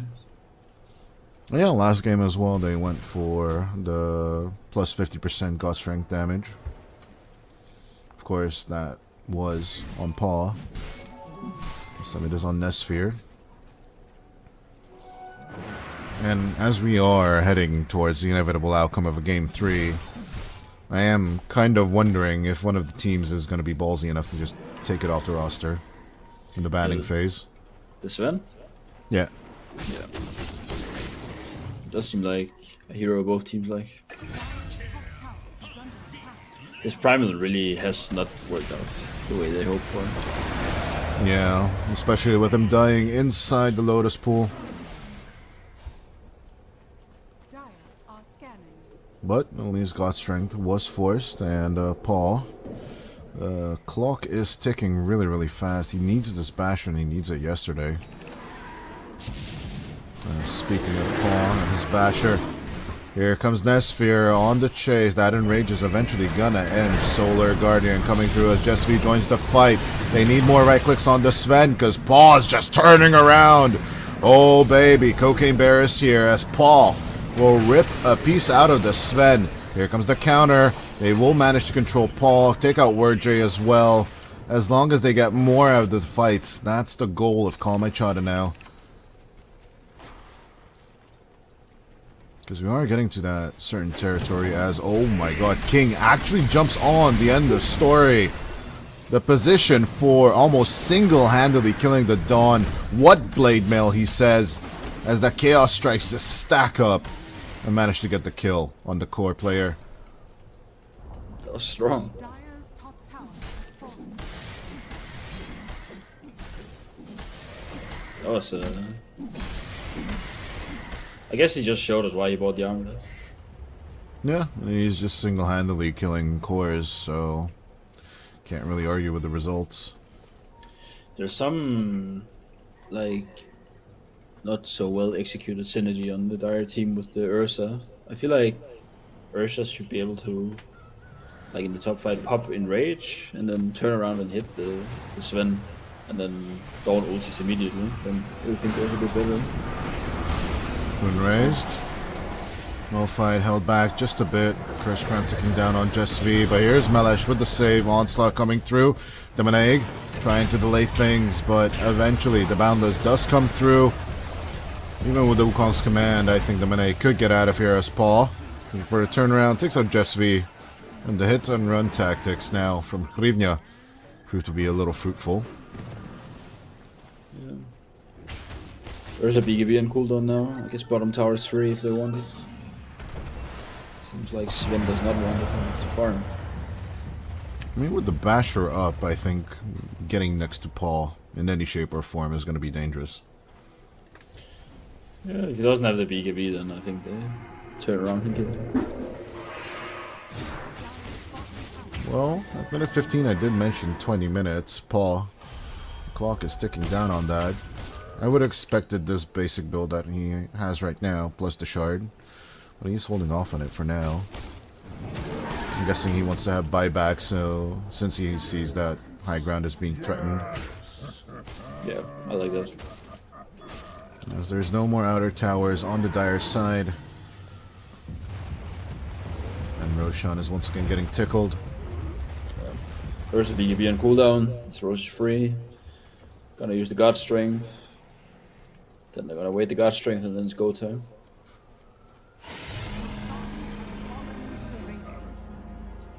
With that mention, let's check out the neutral items for a second there. Poor man's shield on the Monkey King. It's quite surprising. He's already taken it through with him to tier 3 as well. Dire's bottom tower. There's way less Gale Guards on the weakness side this time.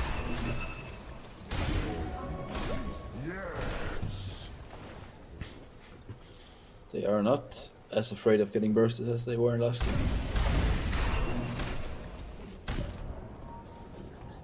Yeah, it looks like they need to go on the aggressive side, especially with the serrated Shiv on Paw.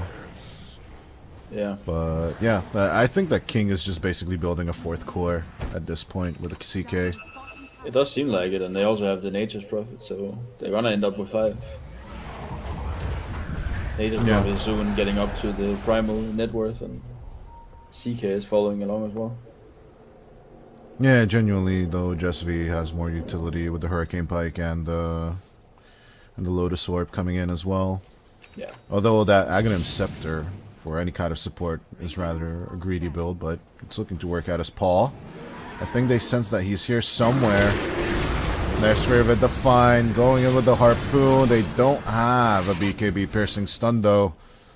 They'll need to let him go. Yeah, that's a God Strength used. Now they have to wait another 75 seconds before they can go. We'll still be fine. They'll still have 2 more minutes on that Aegis.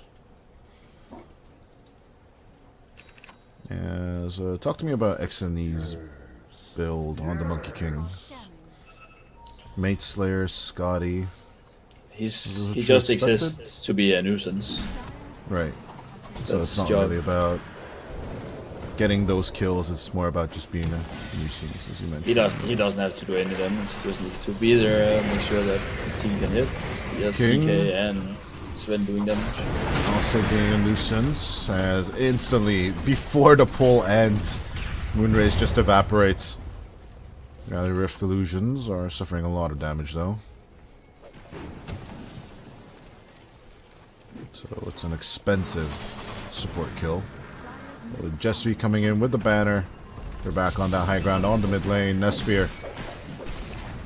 At the end of the cooldown for the God Strength, they'll commit. It's more of like an invitation, like, please kill the Sven so we can just put on the PT into the slot. And then he goes with the God Strength, blinking forward into the air with the Yules. Bit of control with a Curse Crown as well. As Nestor is like, yeah, come hug me with this Curse Crown on me. He got forced into his team with the Curse Crown. Furin is trying to grief. Nah, I'm just memeing. Obviously, it wasn't intentional, but as he jumps back, an instant clappage onto Demonegg. The end of story tries to save with the Solar Guardian, but it's just not happening as Nesphere is just unwilling to die. X and E throwing out the Wukong's command on top of the Ancient. Double buyback coming out from the Dire. As they're looking for the turnaround onto the Monkey, at least get the Wukong if nothing else. But with the lock-in, X and E will just turn invulnerable with the new facet choice. Nesphere might just die here, but that's still just going to be Aegis. As the end of story gets pulled in by King. A rip apart onto the Dawnbreaker. There's Demonegg looking for the angle of approach. Paw returning back into play. They are looking for the jump. He finds Melesh, but the Sprout will separate them. Demonegg going to cut down King or the Pangolier. Anything he can find at this point is the end of story. Comes back in play with the buyback. But Nesphere, still alive after the Aegis, is just looking for targets. There's another God Strength. They just got off cooldown, and with the team wipe gone, it looks like Kalmai Chara will even up the series, but it wasn't even close this time. That was I'd say this victory was a lot more convincing than the last game was. So it just looks like the Sven is just such a big factor. Also, like I think your prediction on the support CK was a great breath of fresh air. Like I didn't really expect it to do this much, but no, holy crap! He became very strong. He just bought core items and became a core. It was pretty cool. 18,000 damage, and compare that to Paul, who was the biggest damage dealer on the Dire side. 18,688 on Paul, and 18,376 on the CK. So I think that tells you everything you need to know. I think Kalmai Chara were just on fire on that one. Take over the control of the map, and just never letting go of anything. Yeah, they did very well. It's it shows why you pick Sven over Ursa, right? You get a free battlefield instead of having to buy it. And it's an even better battlefield. Yeah. So you just set the tempo. Overall, it does seem like the Ursa needs that extra help of like a Solar Crest or like the occasional cleave empowerment from like a Magnus. The Great Cleave is just way too strong. So that's the reason it's called great. Greater Cleave. Well, yeah. With that, ladies and gentlemen, let's throw it to a break. We'll be right back with game number 3. Let's Kalmai try to manage to even up the series.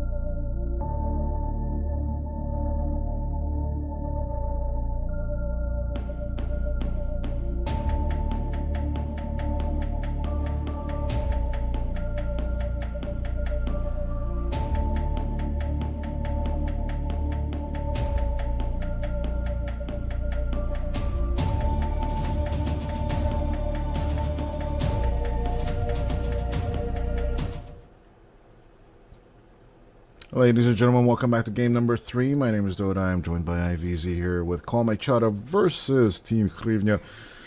Game 3. It's looking like a rough one here as the puck comes out once again for Team Hryvnia. And Call My Chara will stick with the Sven against the TB. We've been having this bit of a discussion between the two of us. Sven versus TB. You say the TB, getting that Hurricane Pike and a bit of a ranged neutral. We'll keep the distance. Yeah, I think it's gonna be doable at least. I don't think it's that bad of a matchup for TP. He has the Shadow Demon in his bag as well, who can help him. I think it's gonna be okay. I don't hate it.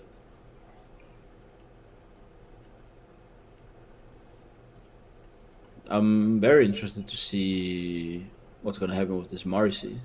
That's the big question mark for Kamichara. So I wonder what they're gonna pick up last. Is it a +4? Is it a +5? Is it something different? Middle? I don't know. We'll see. I'm still looking at the 4 or 5. We also had this theory that since the Dazzle's going mid, it's going to be the Pango Marcy on the offlane. It's also a big possibility that we're going to see like an IO or the Willow again. Wait, no, sorry. We can't see the Willow. It's on the other side. Was when the Willow, we were talking about a different hero. But yeah, it eludes me right now. But yeah, it is a bit concerning that one of the lanes on Call My Chara is definitely going to be a double melee. At least that's what it's looking right now. Yeah. There is the alternative, putting the Dazzle with the Marcy, and then you just have your Shadow Wave delivery system with the Marcy.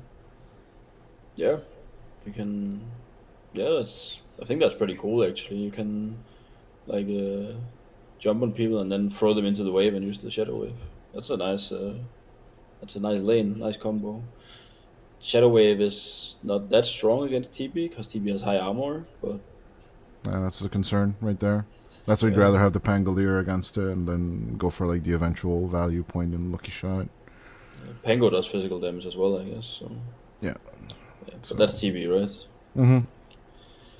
That's how it is. I think this hero is very strong in general. Void Spirit bad. Maybe they want to go for an Ember as well, just to avoid the jumpies. But honestly, against the puck, neither of them are that big, significant overall. Why are they banning Void Spirits? They're banning mid heroes.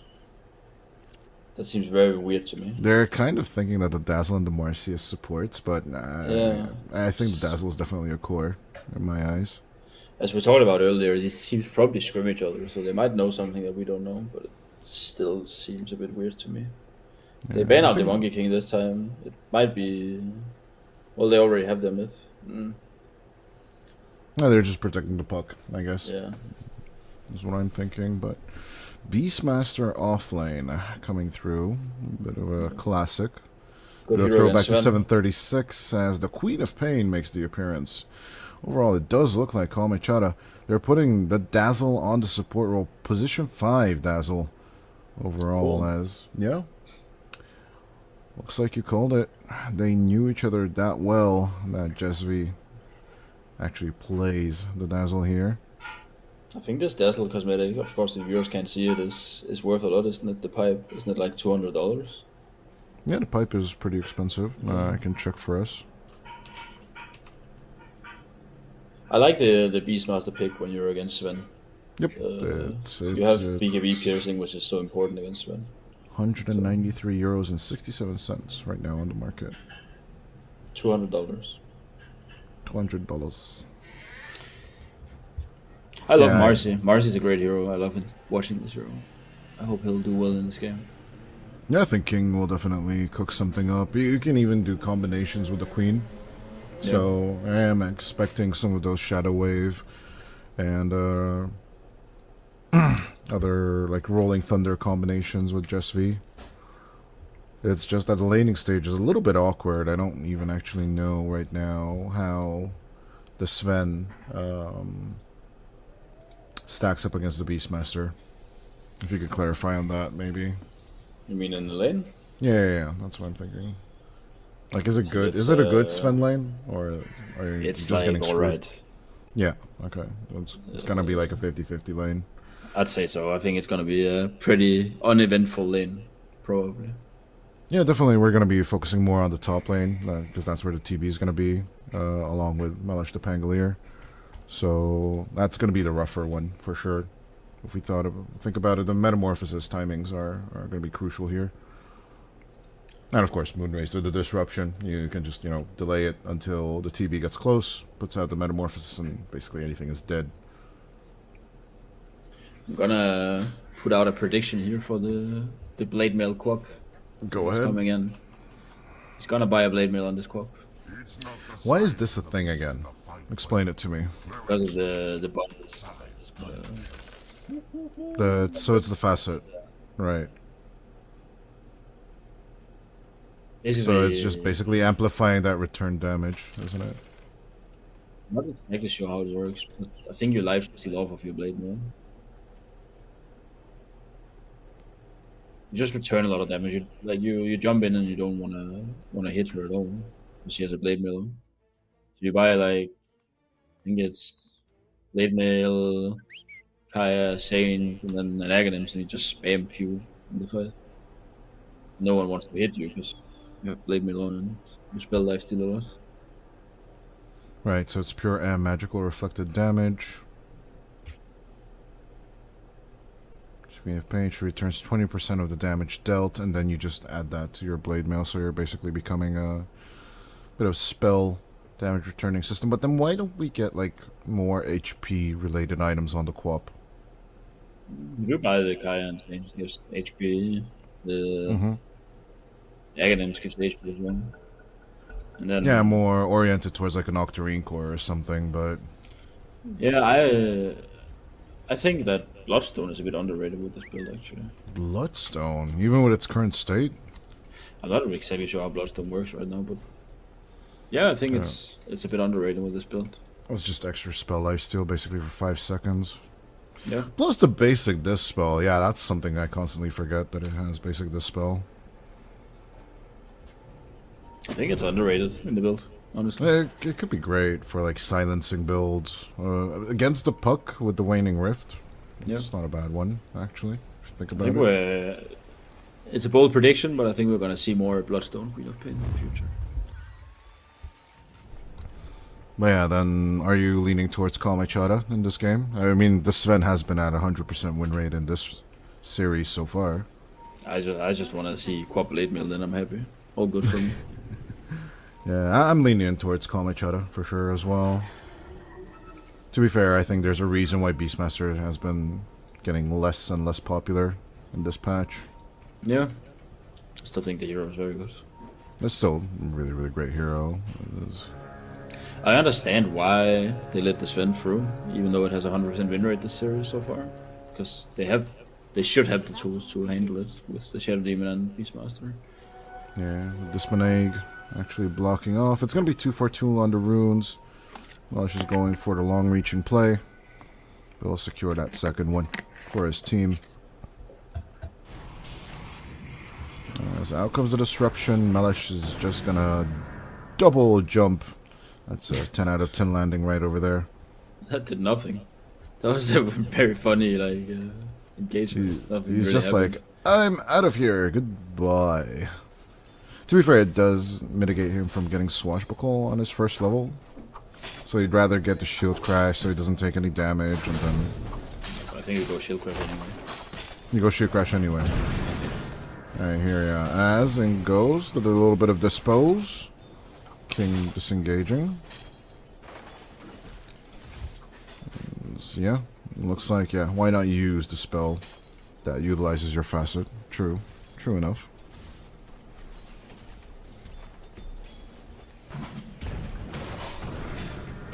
Dazzle's gone for the novel. Hold on, the dispose is working overtime, and the first blood is going to be an exchange back and forth.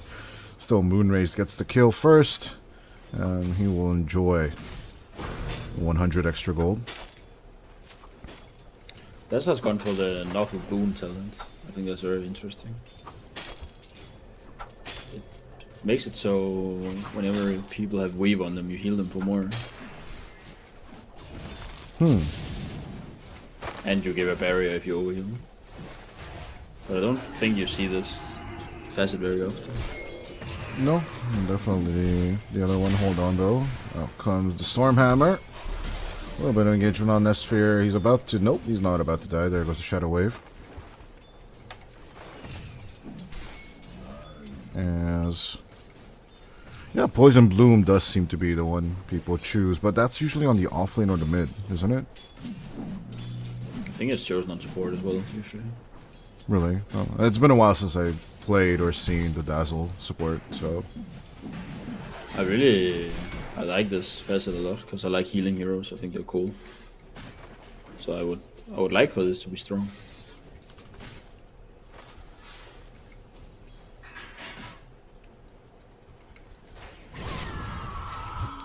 Healing is cool.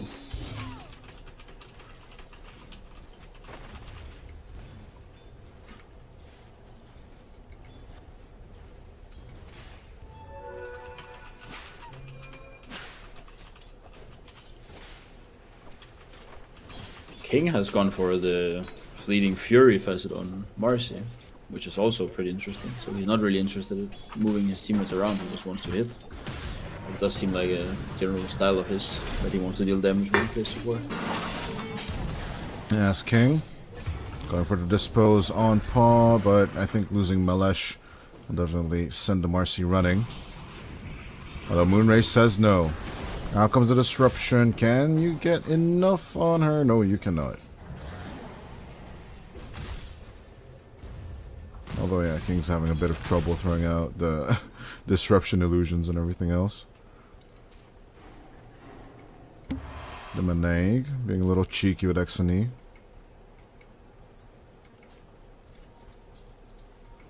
But yeah, it looks like Exony is just owning with the Quap right now. 16 to 8 versus the 16 to 1. As dispose, sorry. A little bit of rebound jump on to Moonrays, but eventually Shadow Demon will shake it off.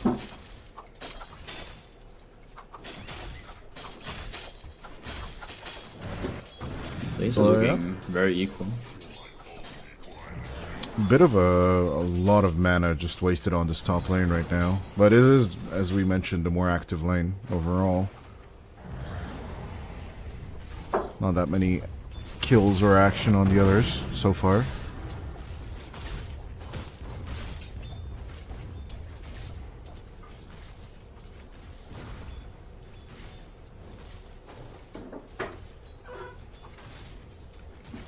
There's the kill. It's not really happening. I really thought the Menag was going to go down, but then I saw the mana of Exony. It's a classic mid lane matchup, the Quap versus Puck. I don't even know who I favor in this one right now. I think they're very equal. Yeah, that's what I was thinking. Maybe Quap has a bit of a better projectile, like right clicking. Of course, the damage reflection is also kind of nice with the bondage. Yeah, that's true. There are so many factors now that we need to take it in a matchup compared to how Dota was in these earlier iterations. Oh, the early Dota 1 days as Melesh, while we were reminiscing about early Dota, gets gunned down. As wait, did I just see that right? This when I just went back to the mid lane with the illusory orb. Yeah, you can do that. Damn, that's some high IQ plays right there. Throw out the curveball. I don't think he did it, but you can do it. His TP is still ready. Oh, it wasn't him that TP'd over to the top lane then. As Jesvid fighting off everything. Shallow Grave will protect you as Moonraised. Getting a back rub from the Sven, a rather painful back rub to be fair. But we'll have Stormhammer in just a second. If he gets too far away, but Nesphere will make contact. There goes the right clicks. I remember seeing a Puck with the curveball thing, that you can cast the curveball and TP back and jaunt out again. I generally thought he TP'd over to that other lane as deep dive coming out from the Sven. Nesphere. Finding the end of story. Evening up the scoreboard. And, yep, easy rotation to the Wisdom Shrine. They don't get to do this, do they? No. Marcy is coming. Dyer's And courier. so is War DJ. King. Good raised. Trying to shake it off. Well, that's a good night for the Dr. Bum as the Meneg also makes the rotation. A little bit of disposed Shenane, but that's all she wrote.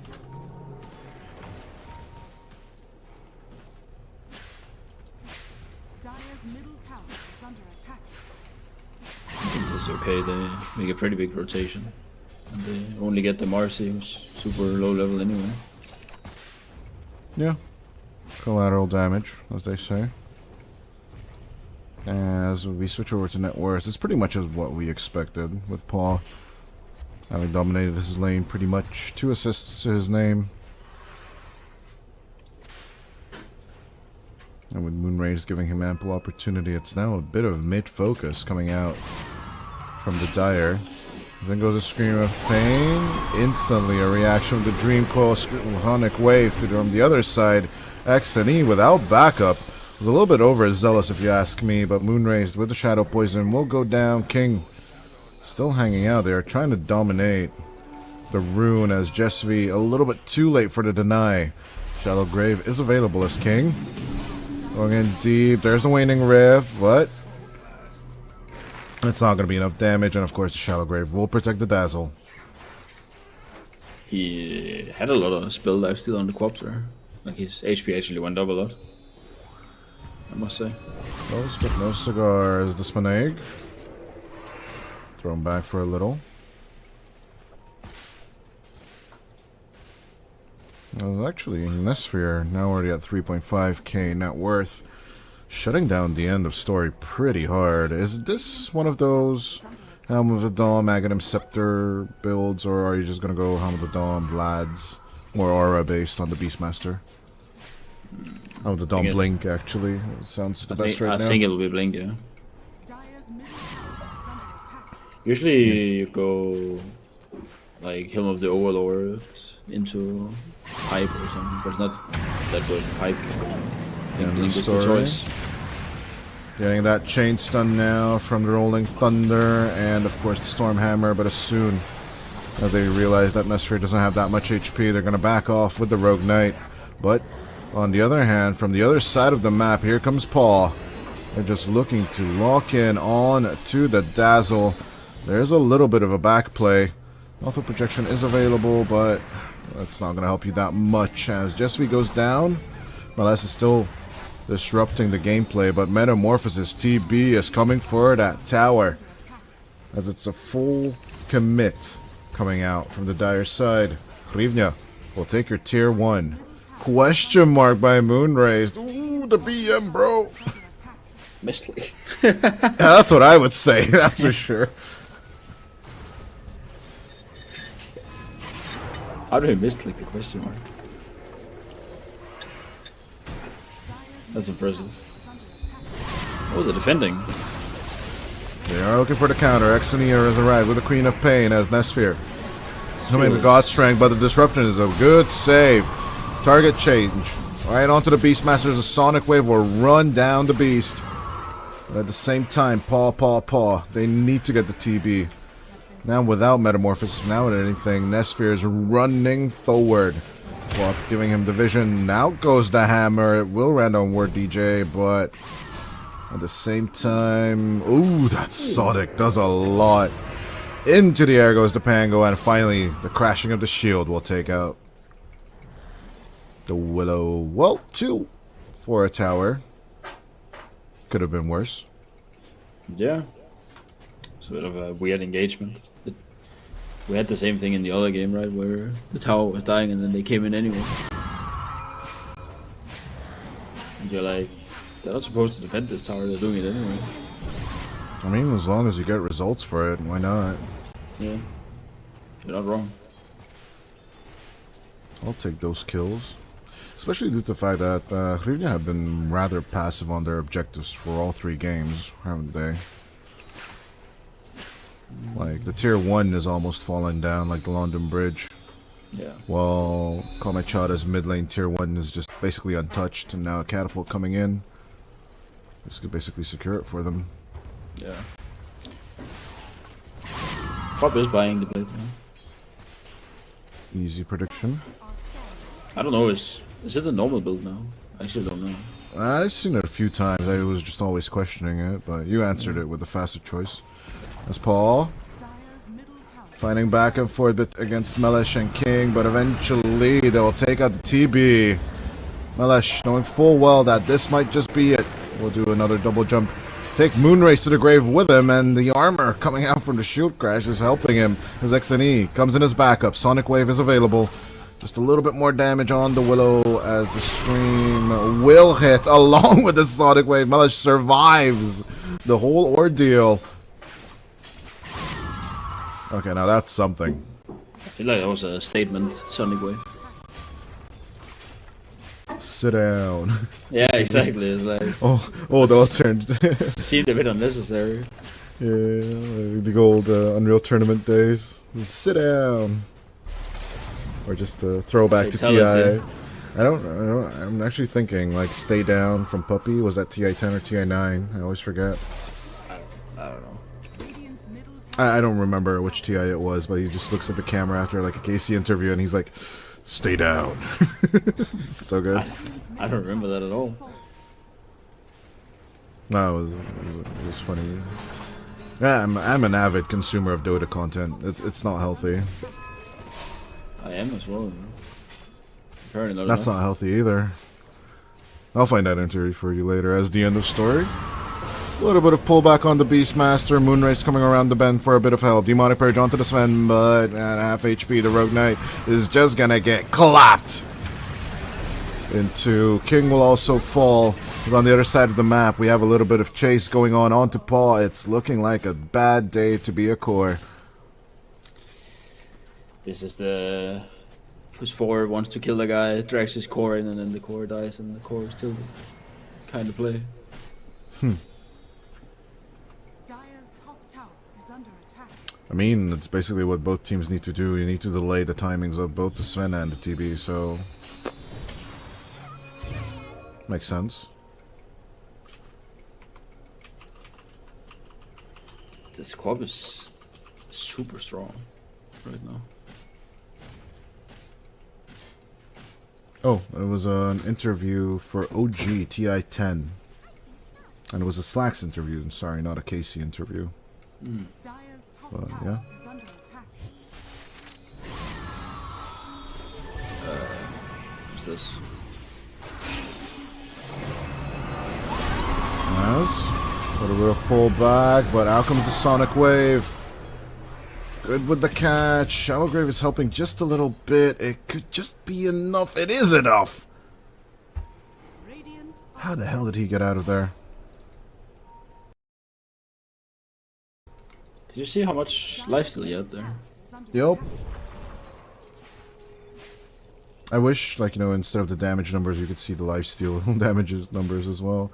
As the end of Yeah. story. Good with the catch. Onto the Sven. The Bedlam is helping from Ward DJ, but Radiant's the end of story will still go down as they look for the turnaround.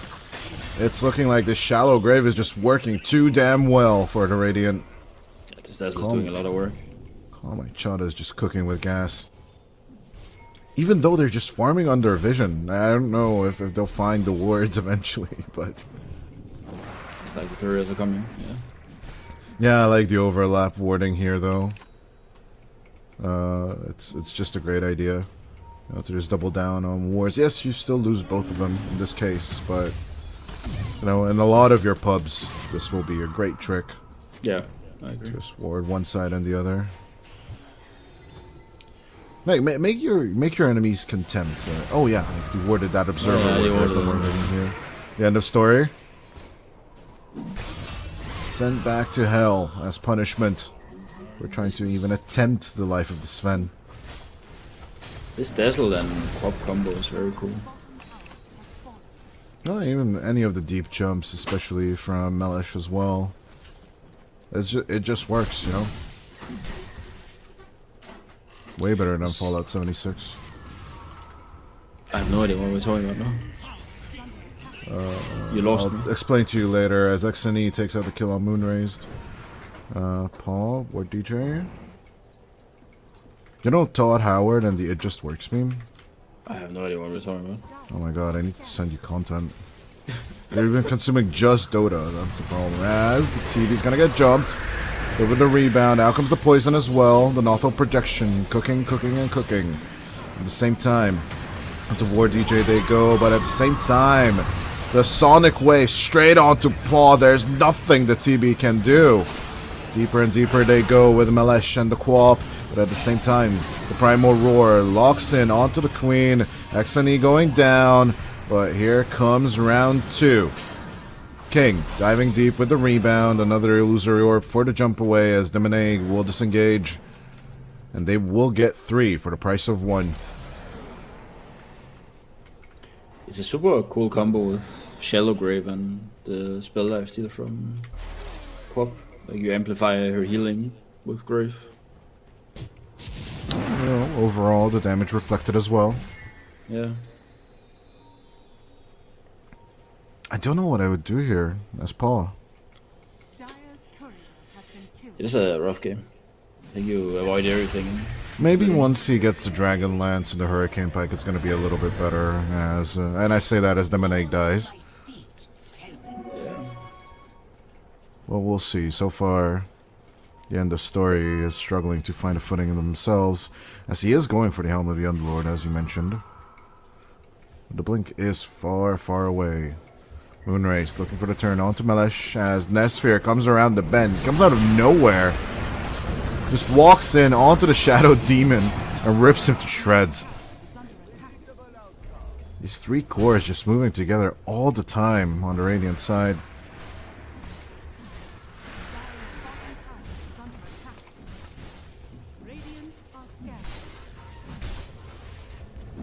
Hryvnia. As King is about to surpass the end of story in net worth.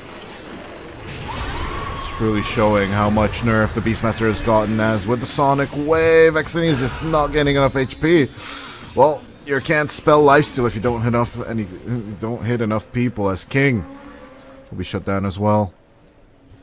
That was pretty weird. I guess we made the end of story angry with our comments. Yeah. I feel like Dazzle should just be with Quap all the time. As it's looking like Melesh and Nesphere are looking to reintroduce the status quo. Lord DJ going for the Shadow Realm. Nesphere, yeah, you can't really hit him in any shape or form. There was a Shadow Wave opportunity, but I don't think it would have been enough. I think this Dazzle should just walk around after Quap the whole game. He can right click the Quap and then that's good. You could also just set up for the Quap, you know, show up on lane, Shadow Wave the lane, and then let the Quap come in. The Shadow Wave opportunity as the Puck is just doing Puck things, the Demoneg just being a nuisance all over the map. But his blink is available now. So that was a bit of a problem in the previous game. But Hryvnia have come back from worse situations. Not a 10k deficit situation in game number 1. But pretty bad situation in game 1 and they made a comeback. Terribly, it has gotten the range neutral, which is also nice. Some of the puzzle pieces are coming together, but it's a long way there.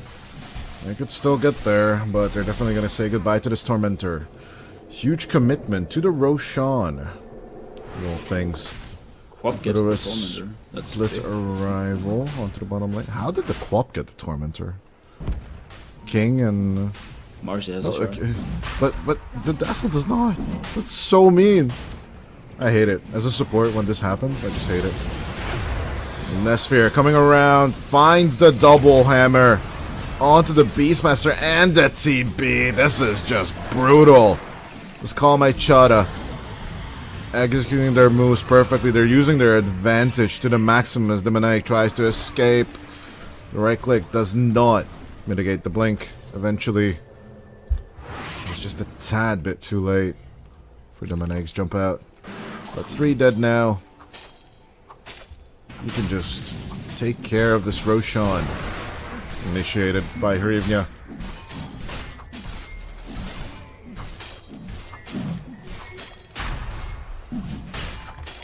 Yeah, now it's getting really rough. They needed to get this rush. That was the start of the comeback. Now Quap comes down here, gets the Aegis. She's truly a menace now. Oh, she's gonna happy to oblige. They're actually going for the Shiva's Guard. Bit more vision, bit more initiation opportunities for Nesphere. And he's been extremely active with the Sven. More than basically Paul and Nesphere have been in the first two games.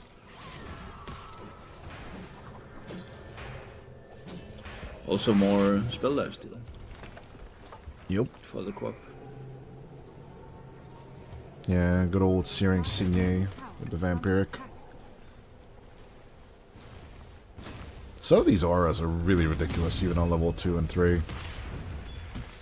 Yeah. Not gonna lie, as...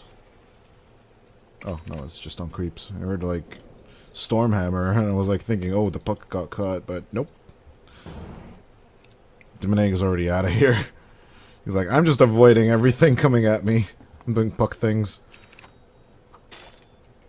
I'm surprised he's not buying the Aghanim. I think it's not the time yet. Maybe he's looking for something bigger. He has a Lotus queued up. Does he? No. Yeah. I don't see anything queued up. Oh, for me it's a Lotus. Well, for me it's empty. Yeah. Dota spectator bugs, ladies and gentlemen. It would be very weird if you bought a Lotus. Well, Wait, on the maybe not- co-op. On the Maybe co-op. not. On the co-op. Yeah, on the Quap. I was talking about the puck. Oh, I'm talking about Quap. Dire's top Right. tower is under attack. Yeah, I don't see It anything is- on Pug either. Radiant are strong. Maybe the Lotus against the puck silence is great. Pug Silence, Beastmaster Roar. I guess they're just looking to end. That's why he wants it. As they go up to the tier 3 now. XNE jumping forward. Oh, they already have a Shivas, that's why I can't buy it. Nice, looking for the contact. Yeah, she was from the Pangolier. Slowing people down. XNE takes the kill. This is going to be back out before the Aegis gets popped. Onto the Dire Melee Racks. Give him another fortification. Why the hell not? They deserve it. As the first tier 2 is actually going to be broken by Paw. Sacrificial play coming out from Hryvnia. They're still 16,000 gold down. Paul will leave. The good old Conjure image behind. And try and split farm the map. Still 4,000 gold down compared to the enemy. The game is looking even harder now with the mid lane always pushing in. It's gonna be harder to make plays on the map. Yeah, those super creeps are no joke, aren't they? They certainly aren't. Demonic. Almost getting that rebound onto the puck, but XNE is here as well. The biggest run of his life, but they're following the curveball.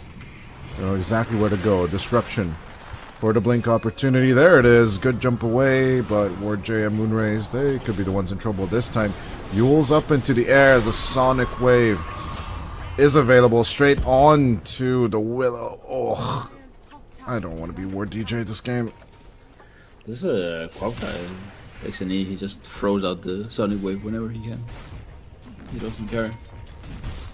I mean, they've got the mana. Why not? Yeah. He's ending up with an AC now instead of the Lotus. You got the Holy Locket, Mechanism, Arcane Boots, Dazzle behind you, just constantly giving you love. So, that's Malesh. Yeah. I like this AC more than I like the Lotus, that's for sure. Initiating harder and harder. XNE diving deeper and deeper. We'll get the Dream Cold treatment, but remember, he still has the Aegis. Nesphere. God's Strength is used. He has the BKB, but he doesn't want to jump in and initiate. that deep into the line before Melesh comes in like a bowling ball, rolling all over them. As the Sven jumps in, he gets the Primal Roar treatment, and as Nesphere's BKB is ticking down, he is losing God Strength as well. The Shallow Grave will be used to get the Rogue Knight. Buybacks coming out from the Dire side. They are looking to gun them down. Melesh is so close to death. Along with King, they will get him. Jess V and Nesphere are now becoming priority, but they will turn their attention onto XNE for a while now. Take out the Quap. The Manake still on the search though. If he can find Nesphere, he'll be really, really happy. But as soon as they see Jess V on the TP out, all they need to do is just find the Sven. Yeah, he's just farming left and right on the camps, and he's just avoiding vision. It is nighttime.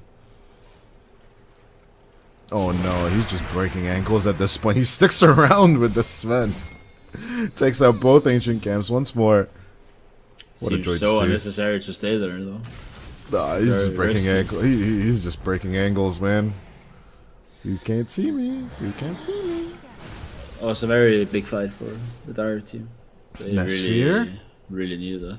Hold on, Nesphere just re-engaged God Strength. Oops. Is that a misclick, or he just wants to catch them an egg? No. There's no way. I was like, no, you can't catch the puck. Just sit down, bro. It's not breaking that many angles.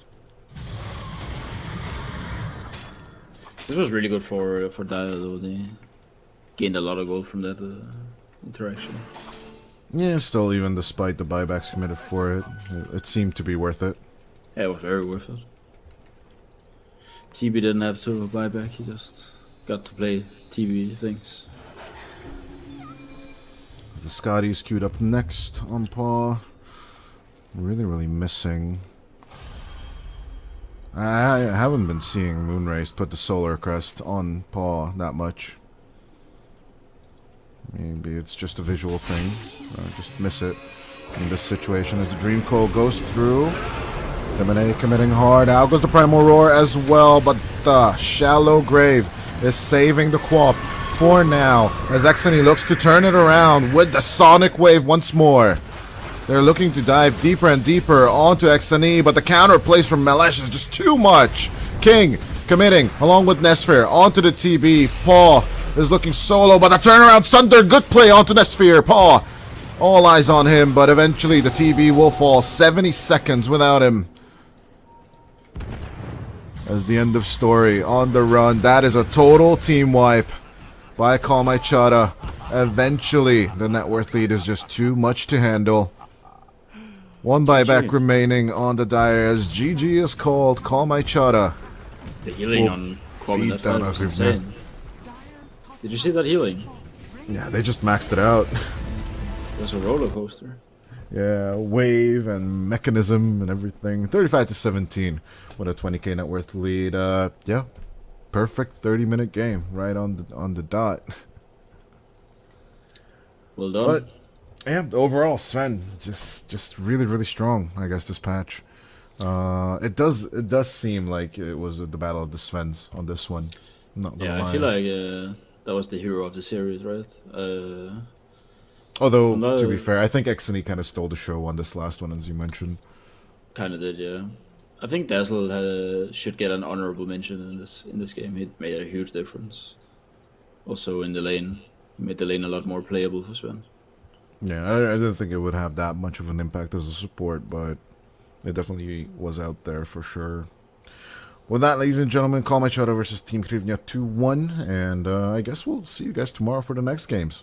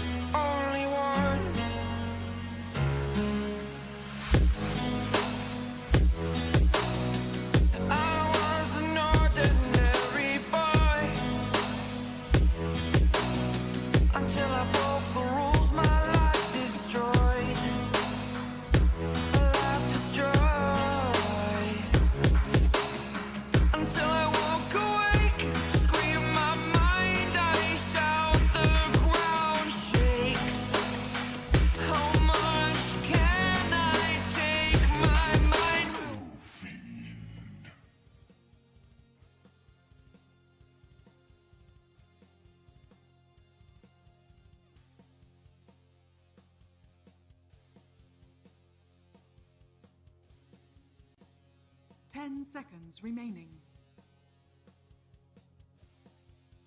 5 seconds remaining.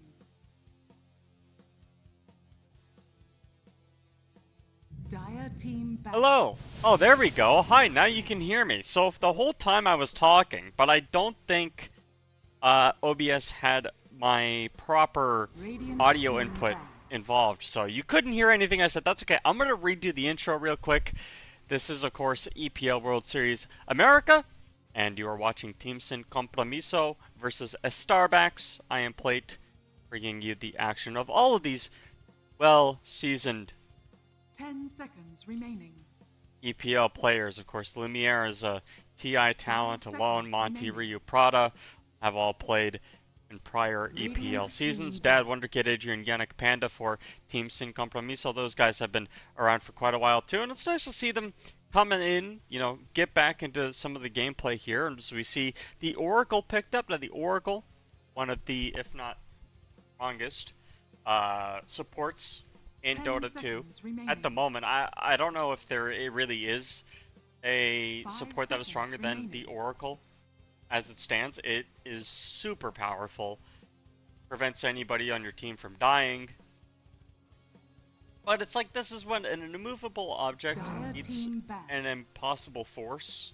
Unstoppable force, I mean. Because I haven't seen Shadow Fiend win. I've seen Shadow Fiend struggle really hard, actually, to go for the Yashikaya Blink Yules combo, and they don't do anything. 10 seconds remaining. Now Starbacks 5 pick up a seconds Naga remaining. Siren. This could be some sort of tech that we don't know about, but I think this is one of the better counters to Oracle in the game, because you can, even if this is just a support Naga Siren, when a fight breaks out, you can start the fight putting the Oracle out of position just by ulting. Ult, and 10 you seconds walk remaining. around with your team, you try to find where the Oracle's hiding, you find the Oracle, and then 5 you either seconds force the remaining. Oracle to false Radiant promise team themselves, or you kill them straight up. And I do like the Dawnbreaker as an additional layer of teamfight initiation on top of the Mars. But it does stand to question, where are these heroes going? 10 seconds You remaining. can't go mid-Mars into a Shadow Fiend, I don't think. SF 5 is going to seconds have remaining. too free of a lane. If you do that, I don't think the Mars can really sustain through all those Shadow Raises. Choose your Dawnbreaker, hero. mid, same problem. Into the Shadow Fiend and Wonder Kid. Should have a pretty free time in the mid lane. So it really, you know, disrespecting the SF mid that much seems like a pretty big decision to make.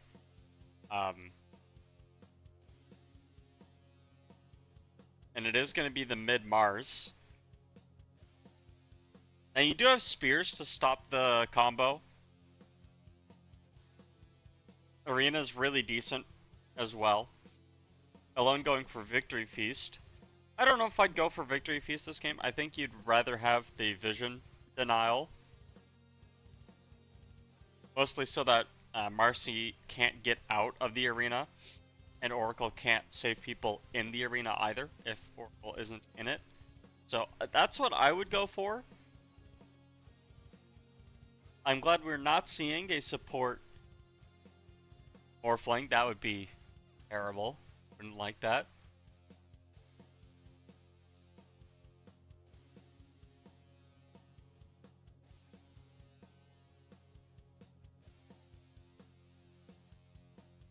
What else is there possibly for the Radiant side? I'm in the Dire side. Offlane, Dawn, with a support. Oh, is this a support Willow or support Naga? I think Prada's the 5.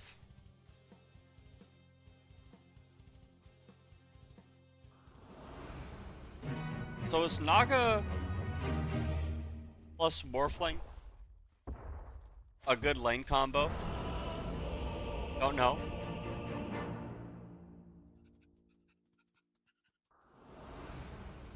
I think it's pretty bad, actually.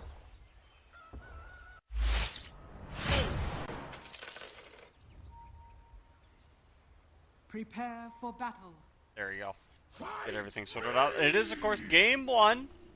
Why do I say "of course" all the time? I'm gonna delete "of course" from my vocabulary for this this casting session. You will not hear me say it. Who do I think has a better draft? Right, that's really the big question everybody wants to know at home. I just can't get behind SF, and I think Morphling is really strong. I also think giving up First Blood is really bad.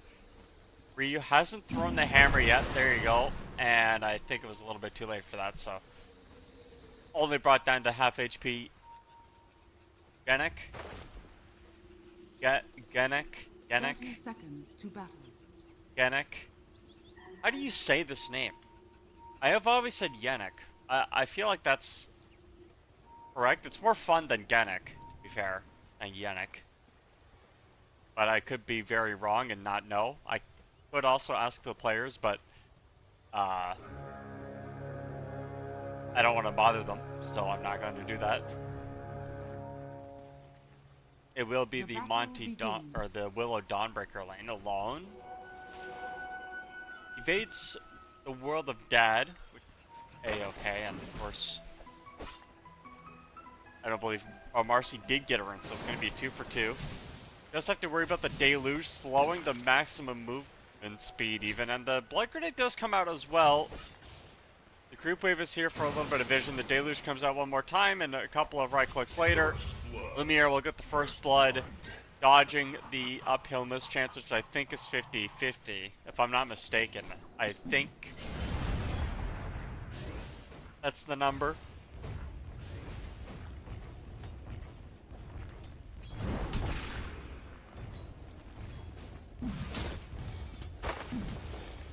I'm not entirely sure what it is, actually. What I do know is Wonder Kid took like 3 tower hits for a range creep deny that he didn't get. So yeah, this lane already off to the wrong start because of a tactical error. That should be something that Wonder takes with a bit of a bottle and some more regen. Traded a lot of the regen that they had for that CS opportunity, trying to get ahead in the XP department. But yeah, if I haven't made it clear already, Radiant, they're my favorites based on draft.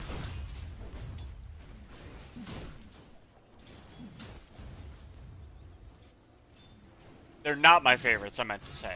They are not. I don't think they're gonna win. Sorry, I misspoke really hard. Radiant, I don't think are gonna win this game based on the draft.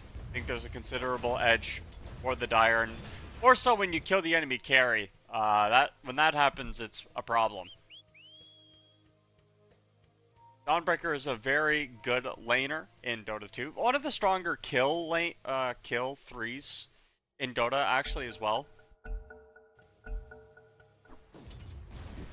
Depending on the build you go for, even like you could just get a bunch of points in your hammer throws for the slow and the damage over time. She has a really good mixed damage set as well, so some of it is physical, some of it is magical. Something that the Oracle can't heal you from orally. On Fate's Edict will stop some damage, but not all. It will stop all the damage from Willow, though. That is a big aspect of it. But a DK dying in an Oracle lane is very weird.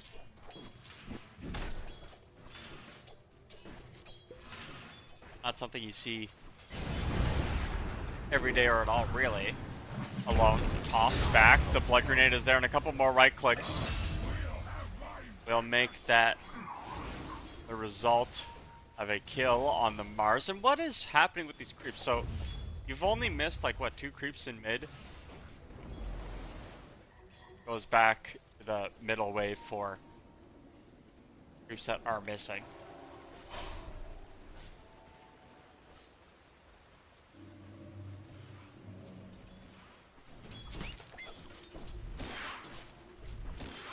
Death Prophet doing considerably well. I think Death Prophet should be the highlight of this Radiant draft. I'd imagine that Adrian is going to have a good time. Tossed in. Lumiere, though, all of this harass does nothing to a Morphling. The only thing you're doing is forcing strength, so it's harder to last hit. That is one of the ways you can counter the Morphling in the lane. Just keep harassing anyway, even if you know it's not going to do anything, and then force that to happen, and then Morphling's at full HP, and XD, just play DOTA2, guys. That's not that difficult. Austin as the Naga Siren. Prada getting chased down under the tower. It will be a Crypt Swarm kill, but Lumiere wants one more. The Salva's used. Nice play, and oh my goodness, Lumiere did not respect the damage from Adrian at all. Are fortified. Down bottom, Prada also close to death, but I did not expect the Lumiere to make that critical mistake there. Radiant's middle tower is under attack. Level 3, or level 4 even for Adrian. Level 3 I think came in a little bit too soon, and Lumiere did not respect it.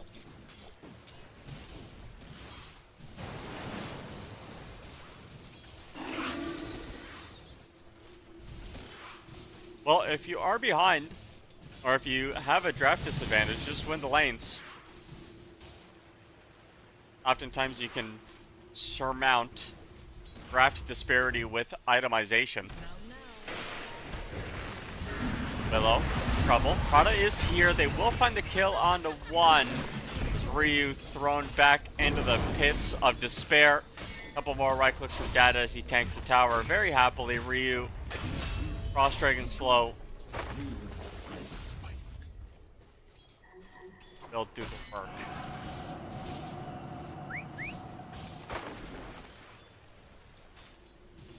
Last hits are going well for the Radiant. Everybody TP's in mid once they come back. Want to get some kills happening alone and some trouble. Spear thrown back. Very nice timing on that spear. 10 HP left. Monty coming in. They have the Oracle here to help out Wonder Kid somewhat. Toss back as well. Prada's finally come in, but alone still. Only 70 HP and can't get the spear connection. Prada. Come back in under the tower. Or I mean, Oracle. Panda and Prada. Not confusing at all. 10 seconds left. The Power Runes will spawn. We'll see where the Willow wants to go. I don't think Willow has a TP to get into. Nice shield crash by alone, stopping that. The deny is there on the damage rune.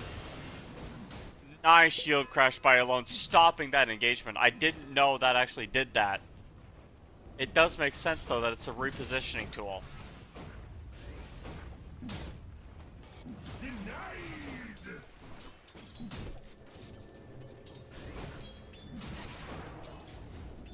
Marcy has arrived once again.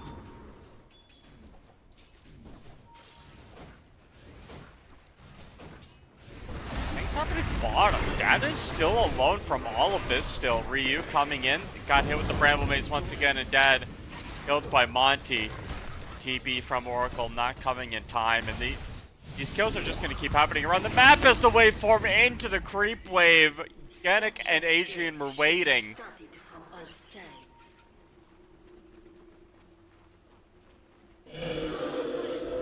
That is not a good time. 1 and 2 for the Morphling so far, as the Requiem of Souls has been, not the Requiem of Souls, Exorcist has been used up top. Mars is coming out as well. They want to kill the Death Prophet on the first ulti. I don't think this is what you should be doing. Adrian is very strong, especially with the couple points and full charges on the life drain. Spirit Siphon. Dude, Dota 2 is full of so many abilities that do the same things and are so, familiar in name and theme. Oracle. How do you plan on getting out of this one? I think the answer is you don't.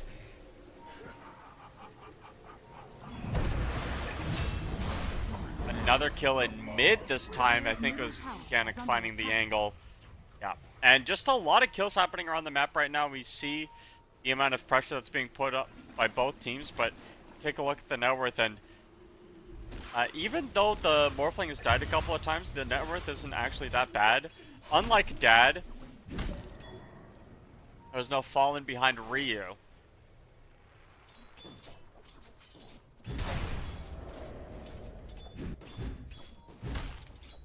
Dire And are we'll probably scanning. continue to do so.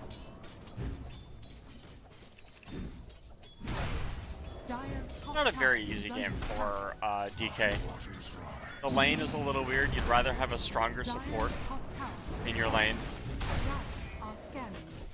I think sometimes us Dota players can forget about the laning stage, how important it is for the success of a player.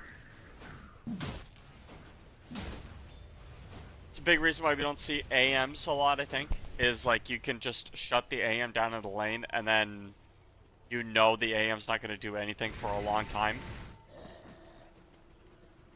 Capitalize on killing buildings and forcing the tempo.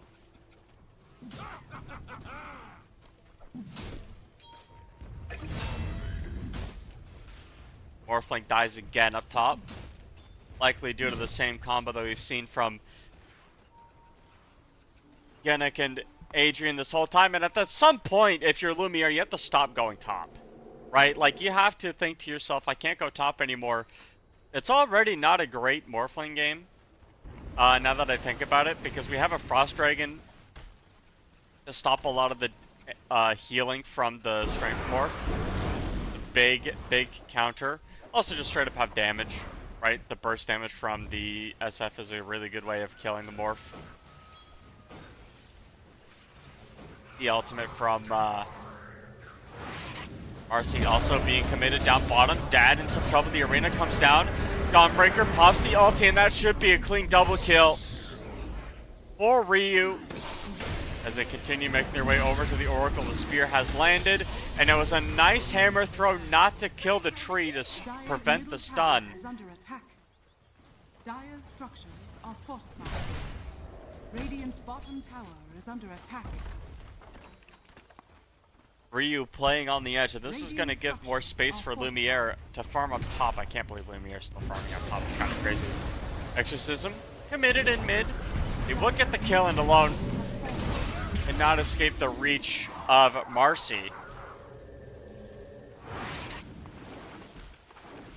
Dire's bottom tower I is think for under the attack. longest time, Radiant's top tower is under attack. Disruptor was considered to be the longest like catch hero in Dota, because you would just Radiant pop are a scanning. glimpse on someone and then, you know, obviously they're doomed to their fate. But Marcy kind of took over the Disruptor hero identity, because the catch on Marcy is some of the best in the game, and you do more damage. You're a bit more rounded as a support. If Disruptor gets gone on, Disruptor dies. The lane for Disruptor is not so good, unless you're already killing people. It's a win more hero, right? Always been the problem with Glimpse, is that if you're losing, glimpsing doesn't do anything.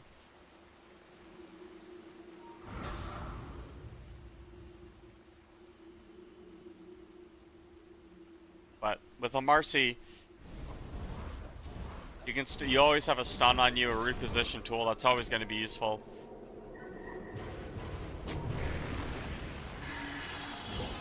Mass rotation coming in. They find the Marcy. Starbucks looking to Radiant's bottom get tower one has tower. fallen. As a team, I think Lumiere has decided, hey, I have my Vlads. I just need to sit back and farm up a little bit.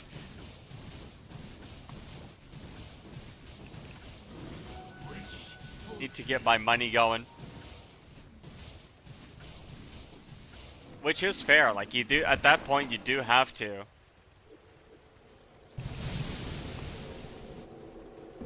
Lumiere has died quite a few times actually, just being top a little bit too long in my opinion. And also being aggressively agi shifted. He's got 7 strength right now.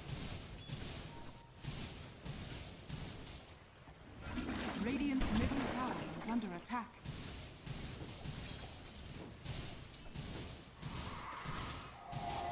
I mean, when you're hitting creeps, this is fine. But yeah, there's Yannick. And Lumiere got the strength shift off in time. Waveform out is good. Might have been a little bit of a miscommunication there. I think if Yannick got the toss back in time, it would have been enough. But up top, they'll find the Death Prophet finally. They knew nobody was around. After going bottom, you see both supports trying to make a play on your carry, and then you can overcommit a little bit to the enemy offlaner. And the lane pressure has been very weird. Take a look at the wards from both sides. The Radiant have pretty okay river along the waterfront. The river, the Dire put all their wards up top. Radiant's top tower is under attack. Defensive wards coming out from them. Not really wards that it's wards that protect but don't expand, and I think you'd rather grow your space.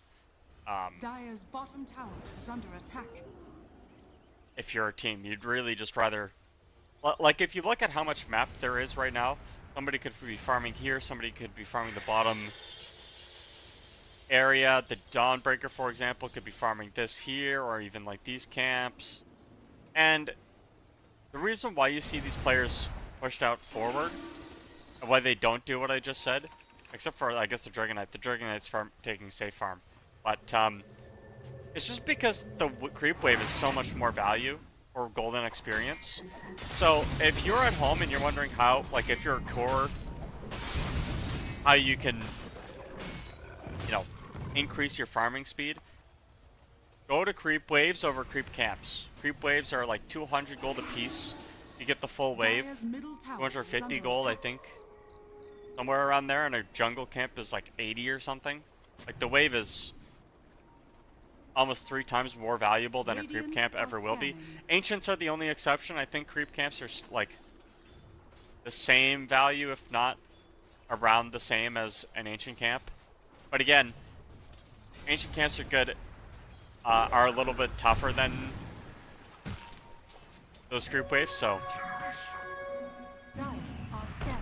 the time it takes for you to kill a creep camp is a lot shorter than that of a, or a creep wave is a lot shorter than that of a ancient camp. So you just want to, you know, a little bit of a tidbit, practical information. Farm the waves. Their strategies on how to do that safely, alone. Walking around, playing forward, back as well. Hit with the disarm, but that was a 300 damage nuke.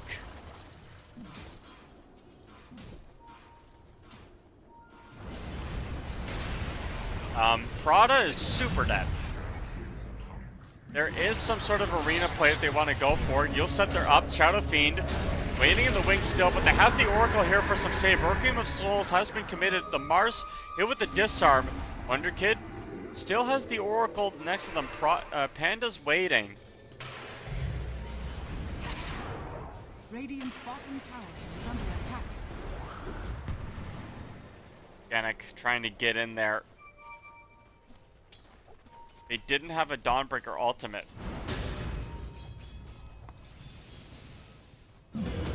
But it's very awkward to kill this Oracle. You need to arena the Oracle, I think, if you want to kill him. Didn't quite get the Oracle in the arena. Oracle also with 4 blood grenades. Talk about a support man. And of course, the Radiant side will also get the Roche. Wonder Kid has been having a really good game. This is the best game I've personally seen of the SF in this tournament. 5-0-0. Gonna get the BKB next with the Blink. So, opting to go for a more proactive build than the Dual Scepter Blink that we've been seeing. Doesn't need any setup for the ulti, as Marcy will find the bottom of a casket instead of a creep wave. Monty now, the next one up. The Dual Scepter gets cancelled pretty quickly, and Wonder Kid bursts from 100 to 0. This is the life of playing into SF.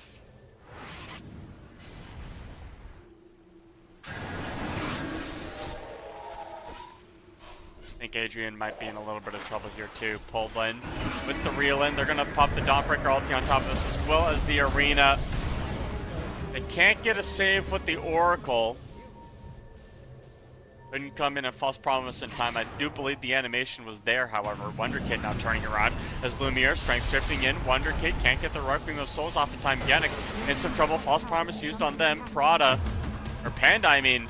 the one that needs to be kind of careful here as the Song of the Siren comes out. I think the Marcy got away, but the same can't be said about these two here. They're both super dead, and that is going to be the Aegis claimed by kill. And of course, the next follow-up is there. Starbacks clean up the Radiant side, and even if you TP in dead, like what is the Dragon Knight supposed to do in that situation? But really, oh, that spear was close. Really, what are you supposed to do?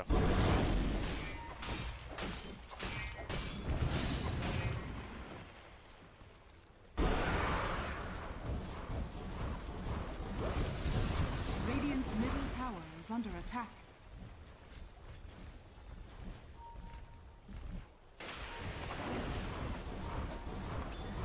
Mjolnir finished. Let's take a look at some of these items here. Mjolnir for Dad. Aghanim's up there already for the Death Prophet. Silence here. Hold on a minute. This is a pretty precarious position for the Morphling to be in. They get jumped in, but Ryu pops the ultimate, goes down with this own Aghanim Scepter. And I think they went in a little bit too deep. The Oracle couldn't close the gap in time, and they pop an Arena. Hello, Dad. That's an extra, goodie bag for you. The Dragon Knight's in some trouble. Wonder Kid doesn't have a Requiem of Souls. Ultra kill for Lumiere, and Wonder Kid is the next one. Can't get away from this play. They want to give the Rampage over to Lumiere, and that is a clean Rampagio for the Morphling. Lumiere, one of the best in the biz in the EPL World Series Americas, and this is exactly why they pay him the big bucks. Radiant's middle tower is under attack. It starts with the bust initiation on the Radiant's Morphling, middle tower has transitions into an overcommitment from the Marcy, and the Radiant just fall into a buddy system of perpetual death. They jump in too deep, they get picked off in detail, and then the Arena comes down and Dad decided to show up and just died. He doesn't have his own BKB of his own. If you want to fight into a Starbacks, you need your BKBs. The Arenas are too strong. Songs of the Siren are too strong too, and the Death Prophet actually in some trouble here, pulled back in. Marcy there with some of the save. Terrorize comes down, only hits one. Waveform forward. Lumiere looking to extend the killing streak as Genic still in trouble. Yeah, there's nowhere to go, buddy.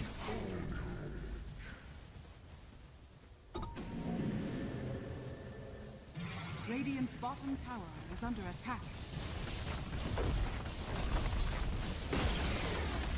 For those wondering who the Morphling could, steal, Dragon Knight is a bit of a weird one. I don't think DK is an option.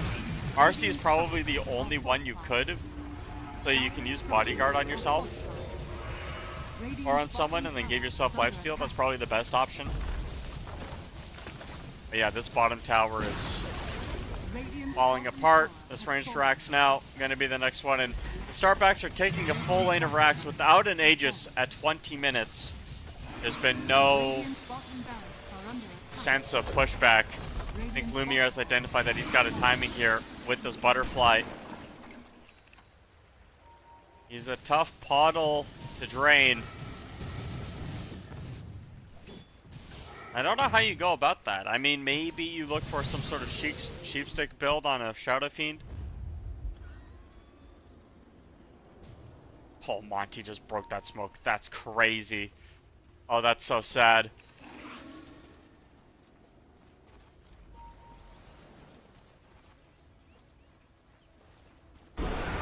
Lumiere spotted. Initiation coming in. They have the Dawnbreaker ultimate down as well. Song of the Siren coming in. 3 people stunned. The BKBs have been popped. Wonder Kid walks away, but they get the Terrorize down finally. It's only going to hit 1.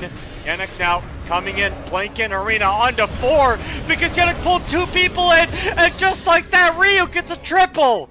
A Starbacks playing with one another, and now they're going to go straight for the bottom lane, and Wonder Kid calls it.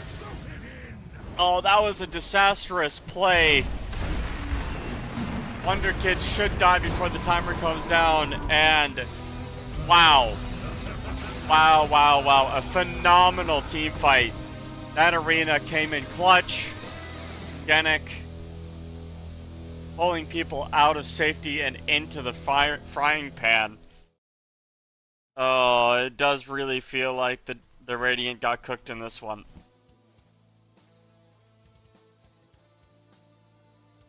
And that's kind of what you get, a Starbacks. Bit of a better draft, in my opinion. I think a lot of these games, if you want to look at how a team is going to do, you take a look at support contribution, right? You take a look at what Prada and Monty have done for the team. And by extension, what Monty did for the team. Because Monty carried that support duo. With Starbacks, desperately needed a lot of the plays that the Dark Willow provided. Ryu had a phenomenal game. I think Ryu was MVP for sure, and I don't think it was close. But just to highlight some of those support plays, terrorizes that came out, some Brambos landed. And the big thing for me is I'm looking at both supports, the Oracle and the Naga Siren. You have two supports that did less than 4,000 damage this game, and it didn't matter. I don't think Naga Siren is first pick worthy. Your first pick hero could have been, you could be any support with a Solar Crest and an Arcane Boots, and it would be fine. So I think a Starbacks kind of, a little bit of a weird one.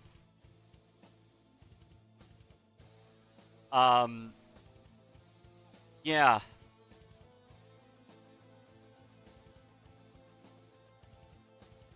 I don't know.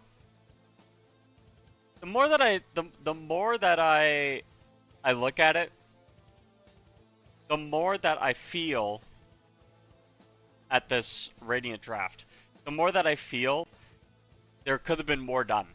The Dragon Knight was obviously a counter to the Morphling that didn't pan out, which is fine. It doesn't always have to, but the problem is when you try to fight too early, like you don't have your BKBs, and then you're forced to engage on a Morphling that has a Butterfly, you're not going to win. So, just like that, Game 1 is done, and Game 2 will be coming up after a quick break. Don't go anywhere. Game 2 between Team Sin Compromiso and the Starbacks is going to be here really soon.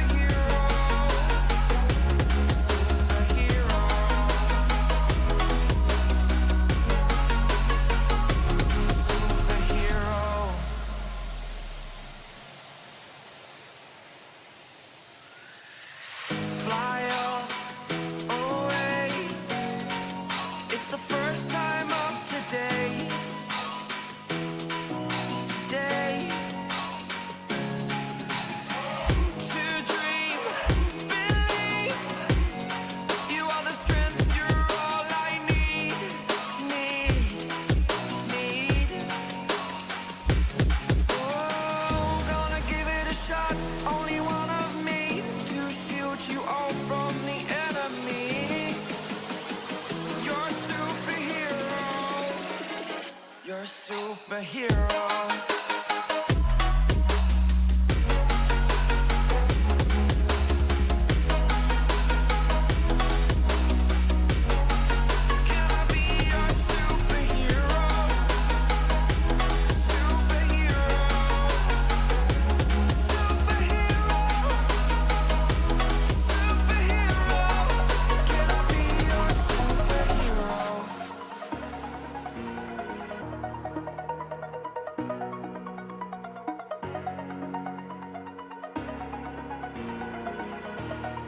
Over the edge, feel like I'm floating through the air. The pain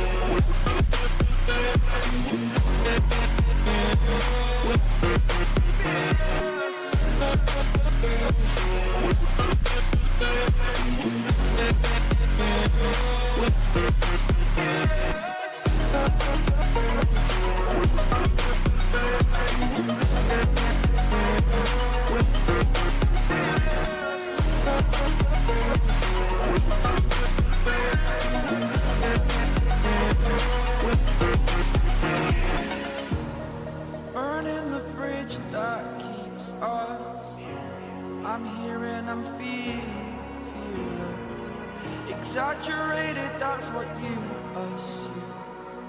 The story's over now, I must conclude. I am conflicted, watching where I step still, hanging in the balance, not the life I want to live. I want to take it all, standing tall, fear I weighed the person you are. Oh, break out, I've got to see. Spent all my life holding all of it closely. I played it innocent, a feel of discontent. I'm finally facing it all, fearless.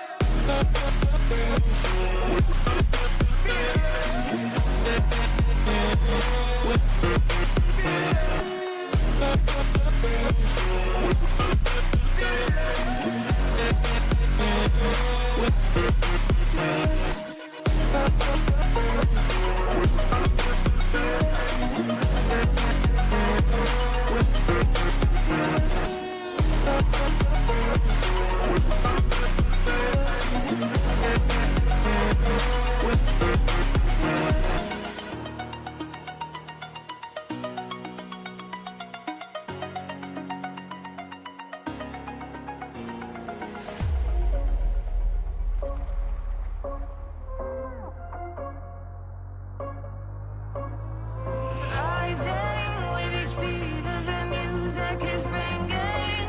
We're flames in the fire that keeps burning. We're inviting the night in.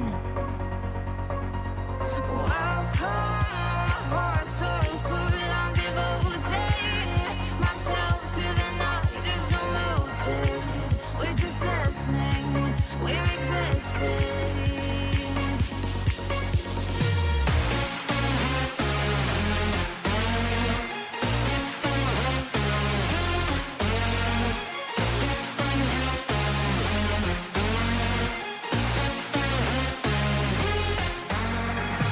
We stay when the music plays. Let's drop it low, let the people sway.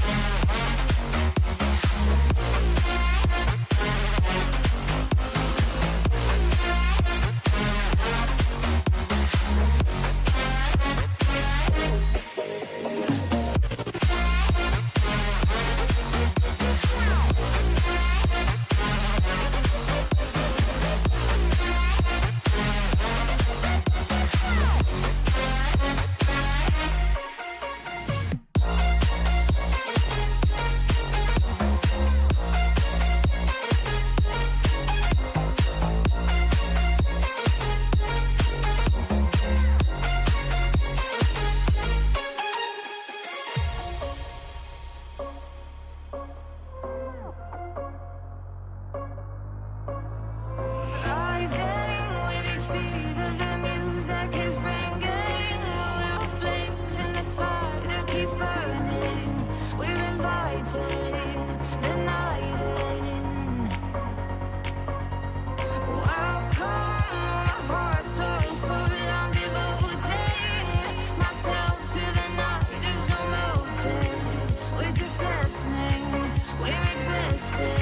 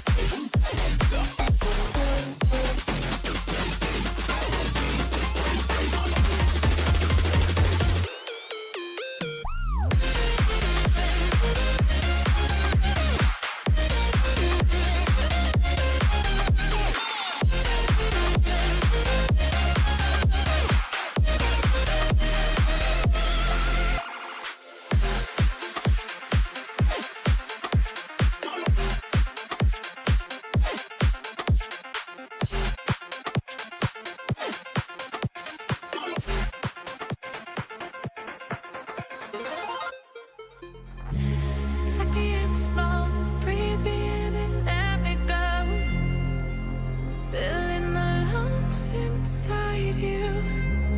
In the blackened eyes, make my way into your mind. Just to know what you knew. Restless every time we start locking eyes.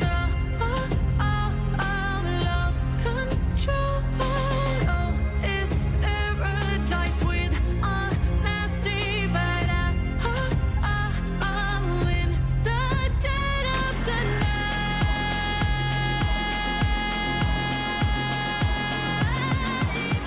Let the darkness take control.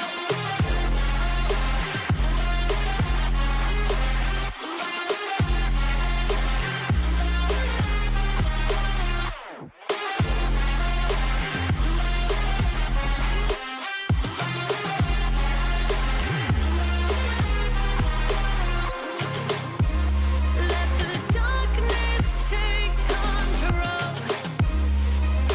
Darkness take control. May the darkness take control.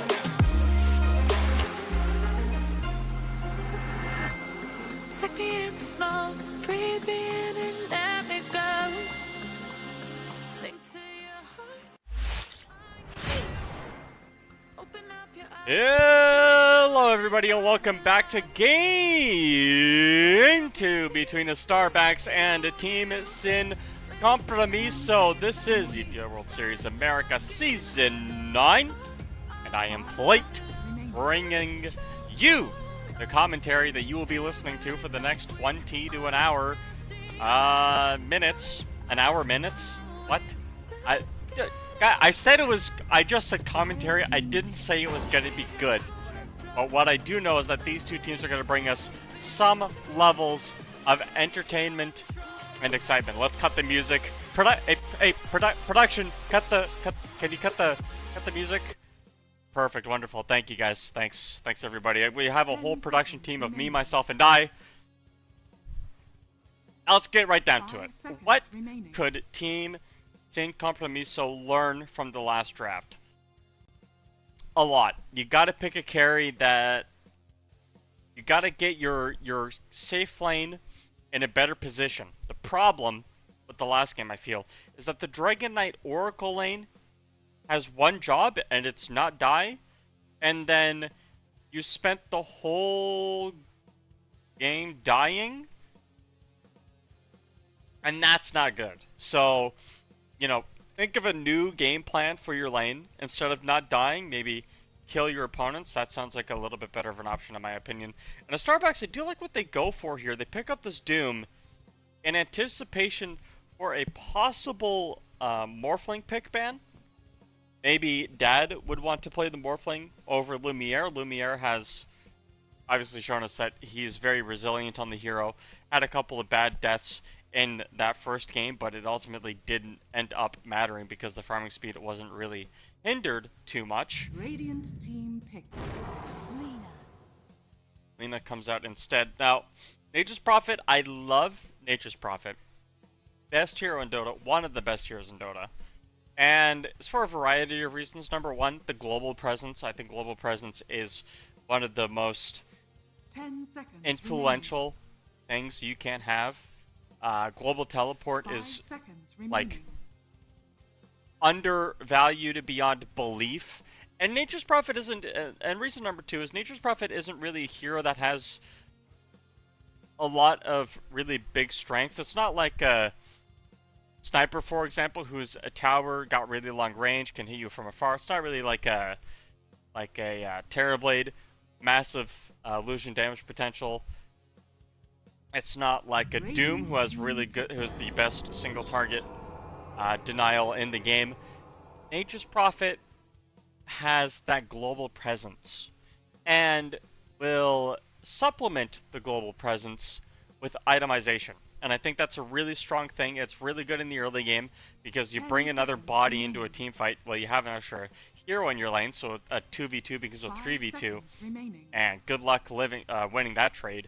And then as the game progresses, your Nature's Prophet fills in the gaps of items that maybe your team doesn't want to go for. If you want to build auras on a Nature's Prophet, you can build most auras on a Nature's Prophet. If you want to build damage like a carry, you can do that as a Nature's Prophet. If you need like a sheep stick or something, a little bit more control, you can build that as a Nature's Prophet. Nature's Prophet does not adhere to a single identity, so I can sing my praises all day long about Nature's Prophet if I wanted to, but I'm just gonna leave it there for now. Team pick As we see a Visage of selection, which is pretty interesting. The Quap as well does quite a bit of maneuverability around the team fights. My only issue now that we're seeing the the larger scope of this Starbucks draft could be a Doom carry with the 3 Visage in that mid Quap. You need some more lockdown. You don't have a lot of ways of keeping Team Sin Compromiso locked into place, and you might run into an issue where some sort of illusion-based hero comes out for them. Maybe they'd rather go for something that gives them a little bit more survivability, that would normally care about being locked down but doesn't. Dire team ban. Ember Spirit, one of those heroes. Now you do have to worry about Doom, but Radiant team Ember into ban. Quap is a skill matchup like all mid matchups nowadays. It genuinely is a skill matchup. Quap typically Radiant team ban. maxes daggers.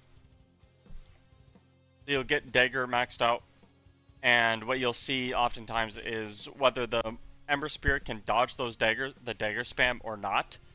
If you can't, then your lane is terrible, and if you can, then you actually 10 have some sort of kill seconds threat on the remaining. Quap, especially for the people that go chain gang. You get level 6, you can throw Remnant out, get the 5 chains in. seconds You remaining. don't actually have to commit your hero into fights. You can play the perimeter, something that a lot of Ember Spirits typically like to do early on, and then close the gap. Dire team The ban. stronger they get, the closer an Ember Spirit is to you, typically the stronger the Ember Spirit feels, is a really good way of putting it. So obviously you have to ban the Huskar if you're going to pick an Ember Spirit. How many times have we seen like a last pick Huskar 10 not just seconds ruin remaining. an Ember Spirit's life, but like the player's mentality gets ruined for 5 the whole seconds game remaining. and the whole series, and there's nothing you can do about it. There's just sadness, despair, misery, and suffering. You could throw the Visage and the Nature's Prophet supports and, I don't know, play Carry Quap or something. We've seen Carry Quap in the past. But not in this tournament specifically, just in general. Carry Quap has been something of the history of Dota 2. Last pick here for Team Sin Compromiso. Kind of a little awkward in my opinion, because they are looking for position 4 here. It'll likely be a Clockwork Lina lane. Now a hero that I would unironically love to see is an Ogre Magi for Dire the Dire. team I know Ogre is not a hero that is very popular.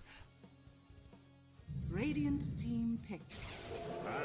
Go for an Axe instead. Axe is one of the best offlaners in the meta right now. 53% win rate last time I checked. In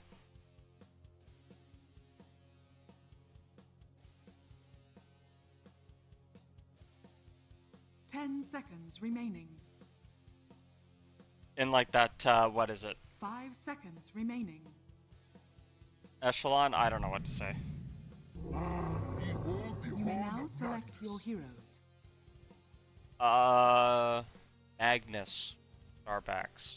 Okay, so it is going to be a carry Quap. Mid Magnus.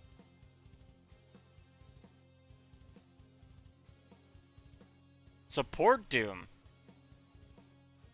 Okay, I did mention the carry Quap.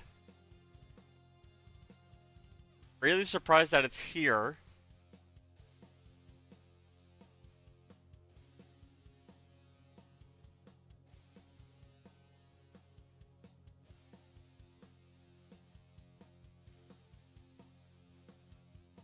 Now it is, well, okay.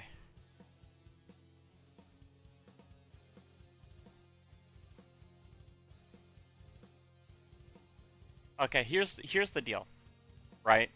With these drafts, and I'm going to give you my full analysis now that I've taken my time, my moment to think about it. This is not a great Axe game. Axe is a fine hero, but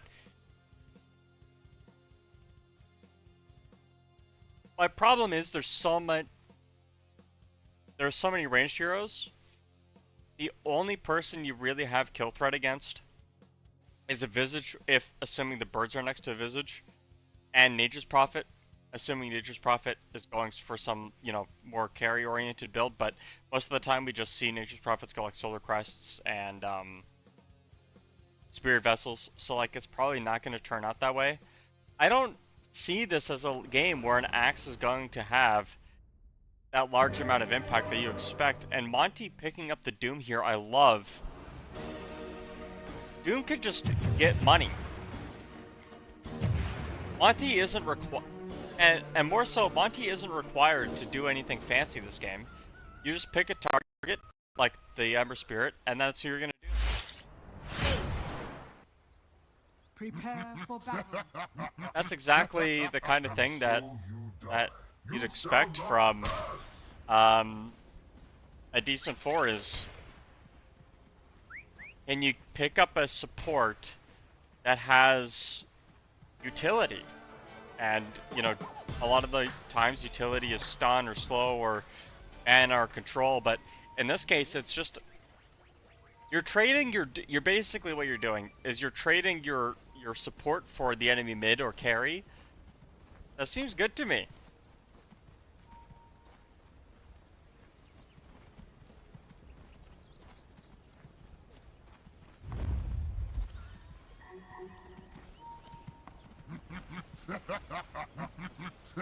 Seconds to battle.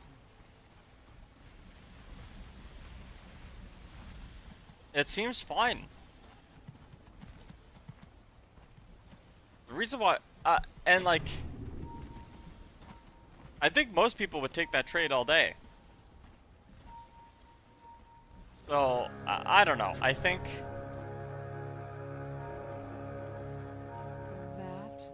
there's something to be said about, you know, what can the Dire do to not get rolled again like last game. Get your lanes in order first of all. It does a support Death Prophet with an axe after all. So this bottom lane, apologies, a little sleepy.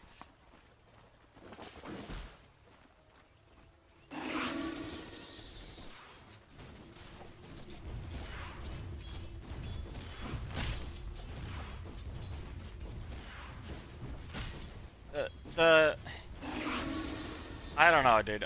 I don't know, man. Nature's Prophet is so annoying in lane. Especially against heroes like Death Prophet. Like, Death Prophet doesn't have any natural way of getting away. Lumiere's gonna dagger spam, I'd imagine, at some point. Maybe not even dagger spam. Scream of Pains could be the play. But I know Lumiere has played the Quap in the past. First blood happens top. Radiant's courier has been killed. Yeah, Visage is of course a lane dominating hero, and if you're playing Clockwork in this lane, it's not the easiest lane to do stuff in. You're probably gonna get rolled a little bit.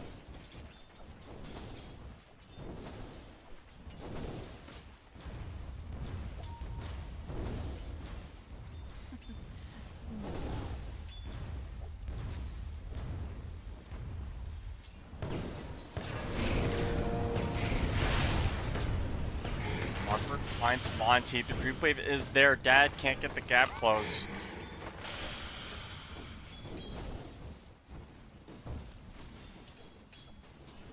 Yeah, Visage just does a lot of damage. Double null talisman's out now. Well, mid lane, Wonder Kid should start to struggle here in the mid lane. Oh, okay. But not going for the recursor. Facet on the mag. Let's take a look at the facets actually. Eternal Empowerment, Bondage, yep, Devil's Bargain, Death Toll. A lot of random money generation coming out from Starbacks. It's kind of like they have if they had a bounty hunter, this would just be money for days. Main Gang, Thermal Runaway, Spirit Collector, Expanded Armor Tree. Yeah, everything that's standard so far. Nothing too out of the ordinary, or in fact, nothing out of the ordinary.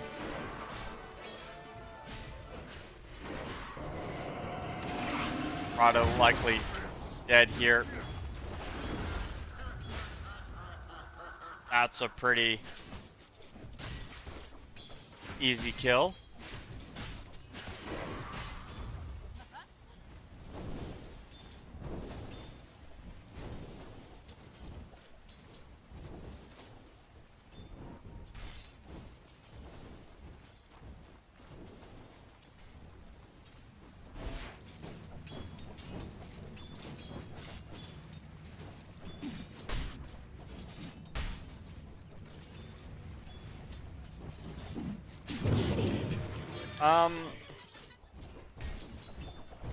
This top lane is a little bit strange for me. Normally you'd think that Clockwork Lena is a good lane. I think most of the time it is a good lane.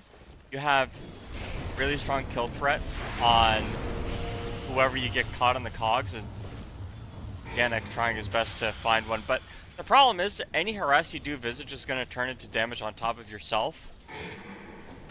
And you can see Dad just took 2 Spirit blasts of Soul Assumptions and basically is dead for it. I mean, Monty is trying to get the gap close in. The expanded armaments are there.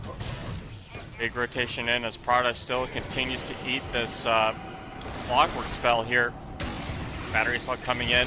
Visage with the double kill, out with the TP. And Prada does the dance, the little jiggy. TP's down to the bottom lane, tier 2 tower. So, smoke in from Doom in the mid lane. Power in. Dude alone doesn't need help from Monty at all. He's just gonna get the kill.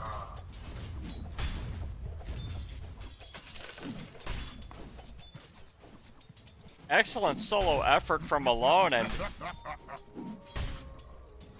honestly, Monty even being there just kind of sapped the experience.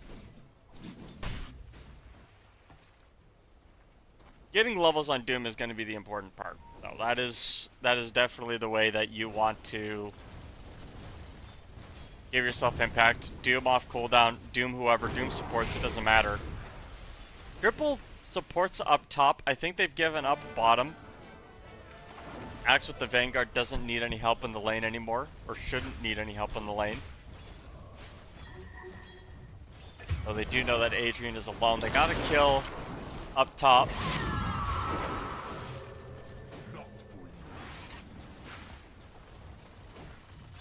That is what happens when there are 3 people up top. Radiant are scanning. So like a soft tri-lane coming in. One may have to worry about certain rotations, but Prada Dire's bottom tower deals the is power under rune attack. either way. You shall not pass.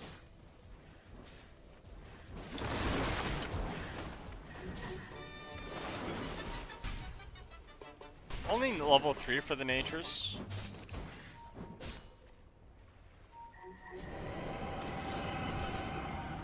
Death Prophet getting chased down by the Doom. And yeah, that is a dead Death Prophet. Radiant's top tower is under attack. Dire's bottom tower is under attack.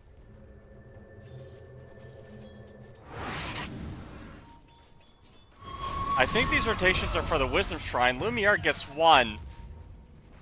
Can walk up. Prada's making that rotation out over. Wonder Kid falling low. Lumiere is here. Could pop out a scream if they wanted to. And Alone coming in. Can't get the RP off yet. Now he can. Scream comes in. Skewer. Wonder Kid can't get out. Alone is going to be the one that gets the Wonder Shrine here. Or the Wisdom Shrine, I mean, as Panda. Couldn't quite finish off Prada. A couple more right clicks. Alone gets the double. Laguna Blade in. Dad just hanging out. Stun onto the Magnus. Nice skewer. Couldn't get out.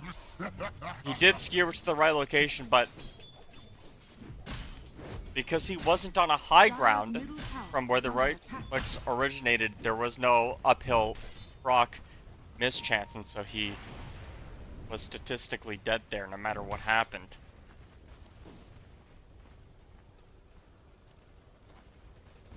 Dire's top tower is under attack. Dire's structures are fortified. I wonder how mischance is calculated actually. Like, is it calculated on the attack being taken or the attack landing on your model?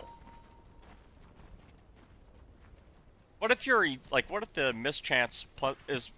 I assume mischance and evasion are different. I assume mischance is like when I cast, like when I throw my attack, does it miss? Shall not pass. And evasion is if this attack lands, does it hit me? You know what I mean? Like, that's the way I would see it. Drum's now finished on the Visage. And with Prada coming up top, Genic is super dead. Mass TP's coming though. And yeah, with this chain gang, they're gonna find the pick off here. Visage is dead for sure. Doom in the back line as, oh my goodness, Lena's just dead. There's a ward behind the tower. Monty's getting chased down here. But it's Alone coming over as well. Prada from the top side of the screen looking in. Sprout is not going to do well to block anybody in, and now Monty getting chased in with the cogs and the battery assault. Magnus does have RP available. And a skewer goes in, is going to commit it. That's a kill onto one. Stun as well. Ember Spirit's got to dodge a projectile, does so. Wait, no, he didn't. What? How does DOTA2 work? That's a spaghetti code. That's a spaghetti code moment for sure. Projectile was just not on the screen. Dad waiting in the wings. They're going to bring everybody over. Ryu in some trouble. Lumiere's coming though as well. Scream of Pain coming in. Skewer as well. Lena dead to rights. Axe walking up now. Trying to find the call. Can't get it. Blade Mill committed. The Quap wanted to get spun on like that. Couple more right clicks later and Adrian is in some trouble. Monty's still not dead somehow. Coming in now, Rocket Flare won't land, and the expanded armaments. Finally, the Clockwork finishes off the Doom, but unfortunately, it looks like Wonder Kid's still in some trouble. Doesn't have any remnants available. Panda walking over. Dad has a TP available, but it's going to be Alone here. Hit with the silence, can't skewer out, and Wonder Kid's trying to block any skewer attempt. Oh, there was a good attempt there, but nope. Now the birds are coming in. Birds of prey. As they are prey. Wonder Kid finds a kill. Needs a couple more. Blink up. Lumiere finds it. And Perpetual Motion coming in now as Prada finds himself in the middle of two. They have Ryu coming in as well. This is just a complete kill fest. It hasn't stopped for the last 2 minutes. Genic only gets away because of a haste rune. This middle tier 1 tower goes down, and I think finally we can say goodbye to all of the action. A solid 2 minutes of non-stop killing.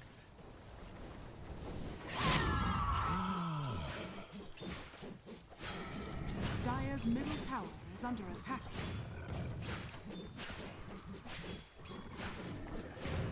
Yeah, this blade mail is Worthy to absolutely the right call.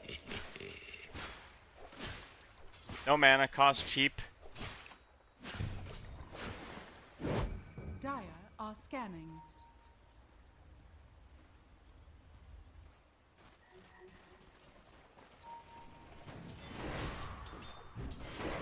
Adrian, you cannot be here on price. Monty comes in, there's a Doom, and yeah, Adrian is what we like to call in the industry super dead. I don't know how Prada got it. I think it was a Spirit Siphon, or Spirit Vessel, I mean.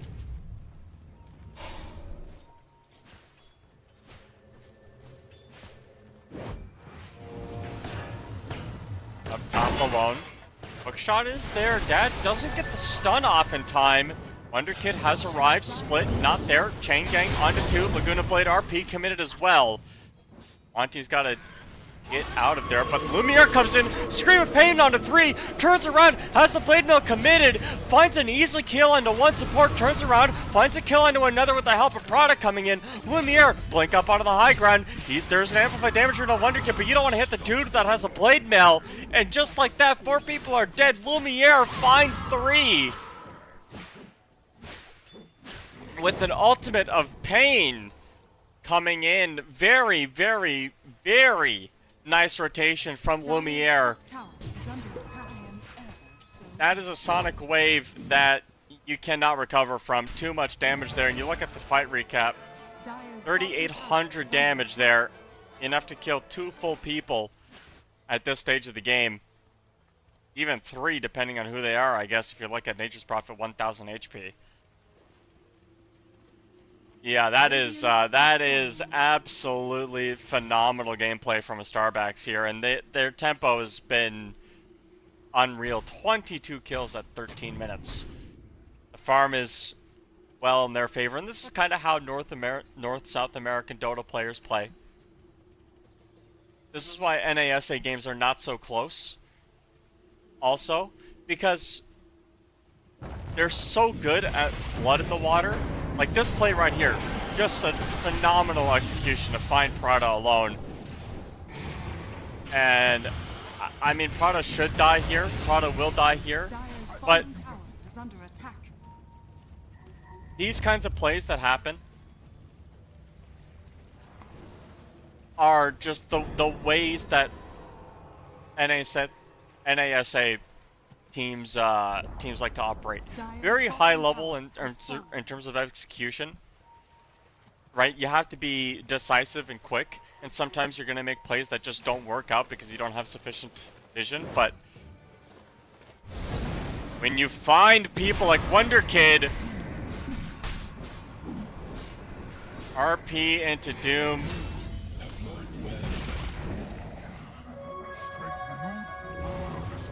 you think you're playing safe, you think you're farming out of vision, and then that happens.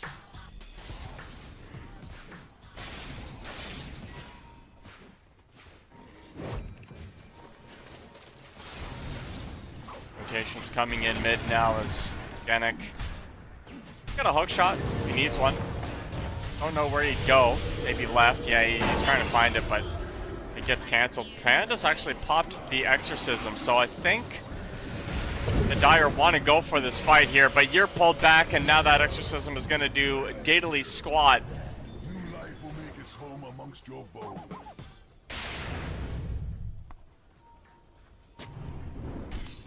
I mean, the support duo from a Starbacks is just greed.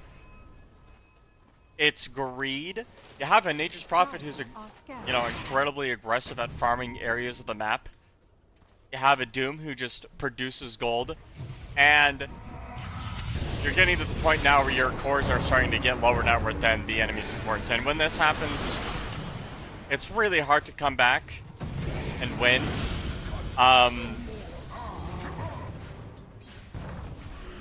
Because support kills turn into core kills at that point. Like, fighting against 3 cores is hard enough, but fighting against 5 cores is impossible. And there's reposition tools for Lina. Lina's not, I mean, by the time the BKB comes out, you just RP her anyway. Like, it doesn't matter, so. And they find another kill once again. But it's just perpetual, right? Radiant go bottom, so the next place they're going to go is up top, and you see the TP out from Lina. You don't have the burst damage for that, but that was a lot. Maybe you could have gotten the kill if you were a little bit more decisive, but... Radiant are scanning. Radiant scan trying to snuff out if the Lina's going right. Which is typical after you die. You know, most carries, most people, oh, when I die to the left-hand side, I'm going to go to the opposite side of the map where it's safe. And then, oops! There's a smoke gank, actually. And look, immediately when they pop the drums, they're going to run straight at her. Yeah, I was just trying to hug that tower, but yeah, Panda's just dead again, dude. 3 and 9 on the Death Prophet.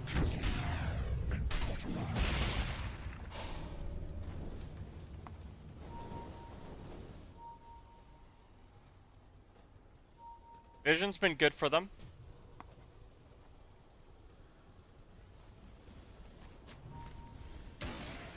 They're picking up the fact that maybe this triangle is a little bit out of bounds, but look at it where everybody is, like, on the dire side. Like, they're just hugging this umbrella here. They don't have any space to farm.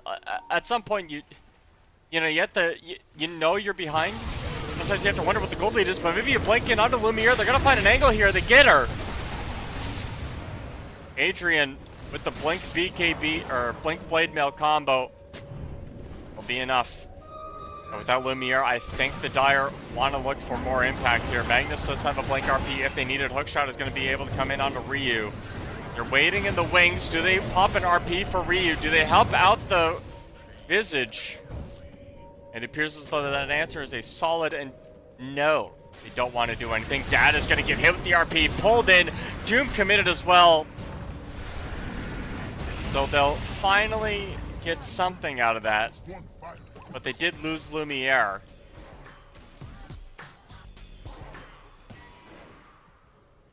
I don't think they needed to doom that target, but...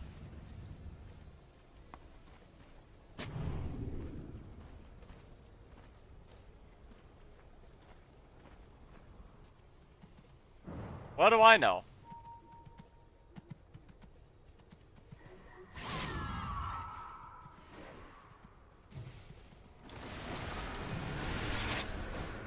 Rotation in Adrian. How did his TP get canceled actually? I think he canceled his own TP. Maybe you thought more people were coming? I'm not sure. Laguna Blade coming in. Dad going Burr. They'll find a kill on the Monty. Super worth it.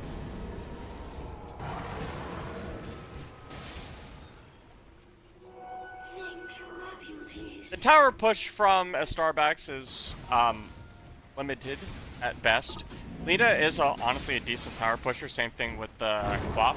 So, or I mean with the Death Prophet DP, not QOP. It's DP. But the really nice thing about that is like if you take a good fight with the Dire in enemy land and you smoke up, you do some unhinged wild aggressive smoke. You get in behind enemy lines, you find a kill there. You can get a few objectives. The objective taking for the Radiant is not very high, and that's why there's still 2 tier 2 towers left. The bottom tier 2 tower only came from a dive after an axe kill. This, you know, the middle and the top towers, I think they've taken some tower, you know, some creep hits that haven't really been under any threat. The one objective you could take is Rohan, if you want to be really problematic for Starbucks, right? Take Roche, get the outer towers. I think they're just waiting on some critical items, though. I think, you know, a couple of blade mails have come out for TSC. Blink Blade Mail on Axe is a really big power spike for the hero as well, and we saw already a couple of kills come out from then. And you don't need anything else on Axe, genuinely. This is about all you need for the hero. I think there's a world where you could go for like some sort of weird carry Axe build, where you stack armor with Kodo Blood, and then you get the shard on your hero, and you just power hunger people to death with like a Conda or something. Fit for a queen. Octarine Core. I've done builds on Axe where I've got like Octarine Core, Arcane Blink, or Staff, and like there's so many Battle Hunger stacks, nobody can get away from you. You have so much armor. Hold in, you find 2, RP's committed, and just like that, the Doom is not going to be able to come out in time. Lumiere pops the Sonic Wave, doesn't find anybody yet. Monty waited in the wings for that Doom. Ryu in some trouble. Dad still there. Oh my goodness. Wonder Kid, you gotta be careful, buddy. Dad, the next one up. Wonder Kid still very low. Gonna get hit by that one scream of pain. And the Doom still waiting with that Doom. I really liked the patience from Monty. Just did not commit the Doom onto anybody. Wasn't willing to use it on Wonder Kid. Didn't need to use it on Wonder Kid. Dire's middle tower is under That'll be a dead tier 2 tower. Dire's structures are fortified. But an even fight overall. Yep, BKB on Lumiere still.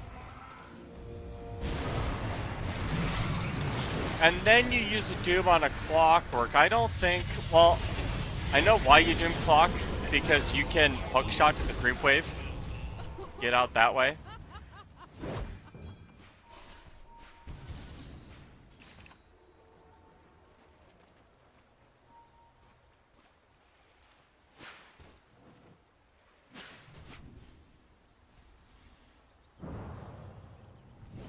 Are scanned. Uh, Top tower is under attack. Wonder Kid's atomization is weird to me. Blade Mail, Yule's, Aya. Sanjin Kaya probably for Ember Spirit. Dire's top tower Could be. is under attack. How many times have you died? 11? Yeah, let's take a quick look at KDA for a second. 3 and 11, 2 and 9, 1 and 5. Dire's middle tower is under attack. Yep, that'll do it. Dire's Finally, the middle tier 2 tower dies.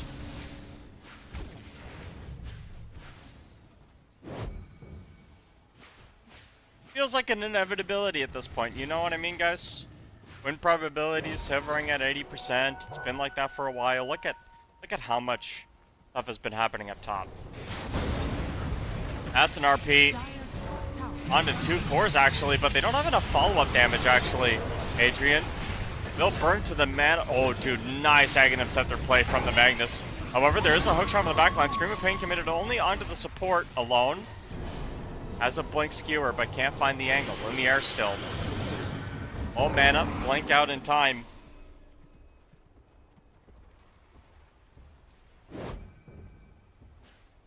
Starback starting to run into slight damage issues.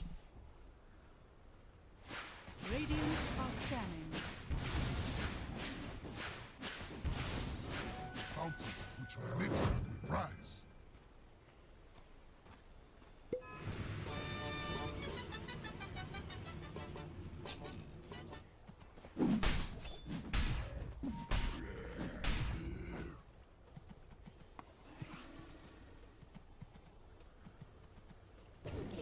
I do like the Aghanim Scepter pickup on alone. Especially against Alina, for example, where like that's very easily a great target to find. And yeah, oh my gosh, wait, the Death Prophet might be fine. Visage, paying the price for that one actually. And they did see that the Nature, okay, Nature, that's not gonna work, Home Slice. That is just not gonna work. You get nothing. Good day. Okay. Radiant's bottom tower is under Those are attack. good kills. We haven't seen Visage do a whole lot outside the landing station. That's a big problem with the hero.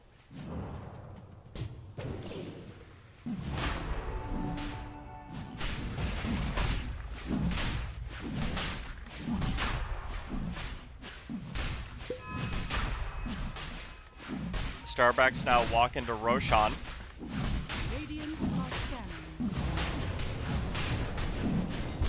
Radiant's bottom tower is under attack. Radiant structures are fortified. Will be a good rush kill for them. Aegis on Quap, but you know, the Dire have stopped the bleeding. That's what those last kills were. They've been pretty even. You've gotten actually some better kills out of it. You've lost supports, but you've killed cores. So, you know, at some point, maybe if you're a Starbucks, you got to think about limiting the amount of cores that you're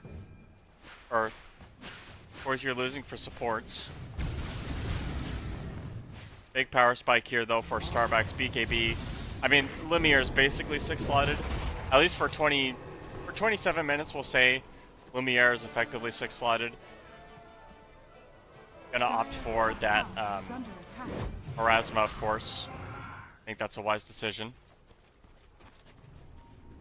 But the Dire have done a really good job at opening up the map.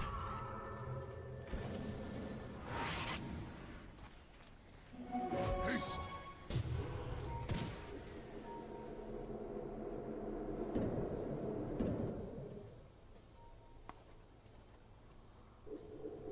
Wonder Kid.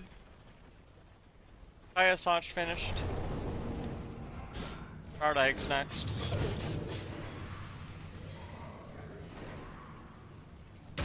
Just going for more utility stuff still, but actually more farm than the Magnus somehow, even though Magnus has Eternal Empowerment. And they got the Doom onto Lena. No Sentry Ward is down. Monty. Staff back. That ward is in a horrible spot.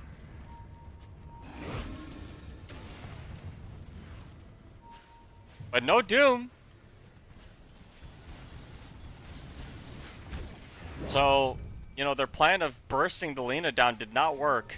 Invisibility equals invincibility.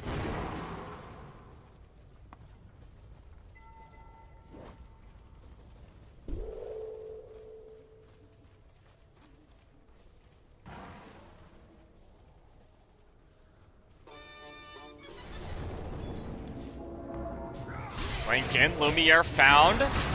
Everybody's coming in. The hookshot is going to be there. Lumiere manages to escape, but Monty's going to pay the price.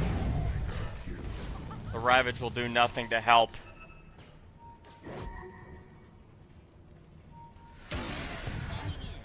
Feels like the Radiant have given up a little bit. Too much time. Lumiere blinking.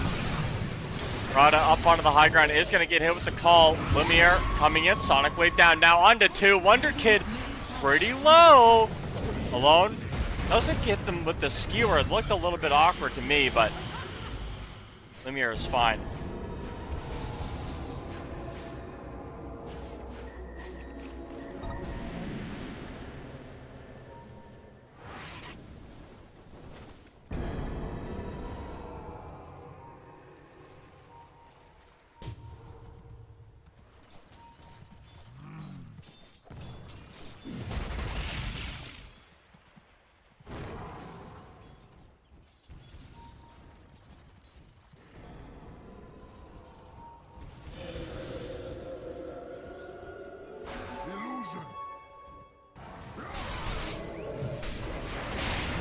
Oh my gosh.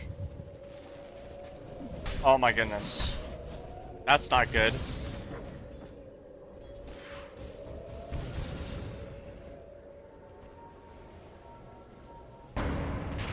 Adrian? Hold up, Doom committed. Well, that is a self-Doom. So, not that Monty was gonna live through that anyway.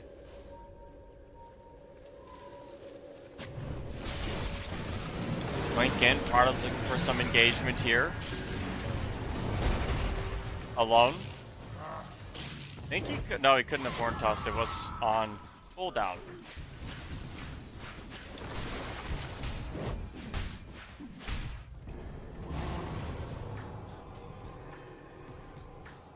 We are brought to you by Cyberscore, cyberscore.live. Go ahead and check them out at cyberscore.live. They're a great spot for stats, especially with the API changes that have happened. I use them literally every single time I cast. They're a great resource, give you a bunch of stuff, heroes, you know, on players, heroes teams. Check it out, cyberscore.live. Great sponsor, thank you so much for sponsoring us, sponsor. Thank you. Thank you for your beauties.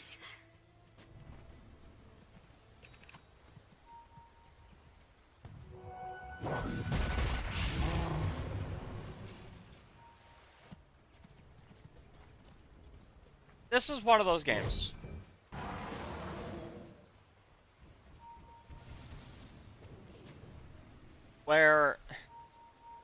Starbacks had like an indisputable lead, and it kind of looked like they were going to unanimously win.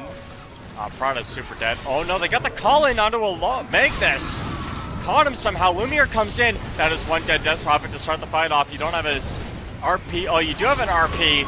You don't have a Doom, but Lumiere is pumping in all the damage. And once a full team fight comes out, the Starbacks clean house. TP away. Wonder Kid's gone. That fight was not close.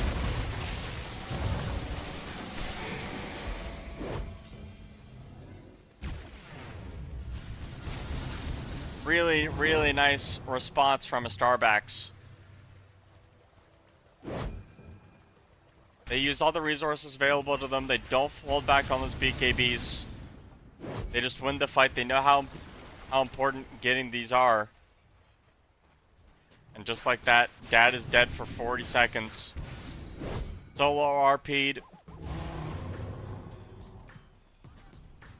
Dire's top tower is under And of course you have to be careful of the Magnus. Refresher the next item up. Hold back, sounds like he found a target. Gonna be the Clockwork. No buyback for 40 seconds. Dire's top tower is falling. Dire's middle tower is under attack. Dire's Backs are top tower finally going down. And of course Prada will push down bottom, so one lane after that horrible fight top for the Dire. And so you I say horrible, but it just wasn't. They went on. They found Alone. They try to kill him, but if you don't burst Alone down from 100 to 0 there, it's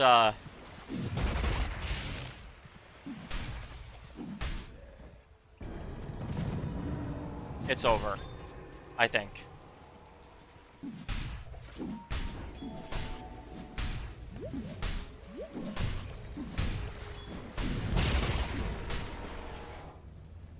A Wonder Kid struggling here, but yet you just look at the net worth difference after that fight. It was at like what, 75, 70, 80,000, 91,000, a 10,000 gold swing, just like that. Dire are scanning.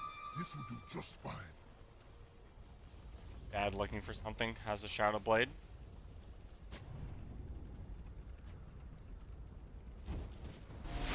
This is a weird move to make. If you get caught here, you're gonna die. Well, Dad finds Prada, so Blade Mail on the Nature's Prophet. Alone with a quick BKB too. I mean, he's gonna pull Skewer back Yannick. That is the weirdest Clockwork escape I've ever seen in my life. That was so sick though.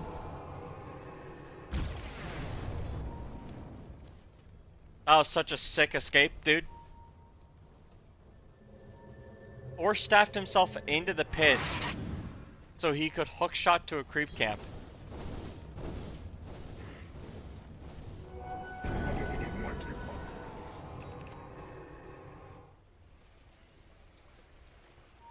Some of these guys, man, they have style. And some of those guys with style have 11 deaths and 13 deaths. Oh, Alone? Dude, you just fought here, guys. This is not going to work for you. Wonder Kid goes in. They have the BKB. Pop it out onto the Death Prophet. Monty getting pretty low. Scream of Pain committed down bottom onto a support. I believe Yannick is dead. Wonder Kid coming in. Trying to find Monty. The blink call is there. Magnus is the target. Ryu hit with the Rod of Atos, but they bring down the Magnus. Buyback comes in. Lumiere coming around. They have a TP. BKB coming out from the Lena, who's gone. Wonder Kid now out with the TP as well.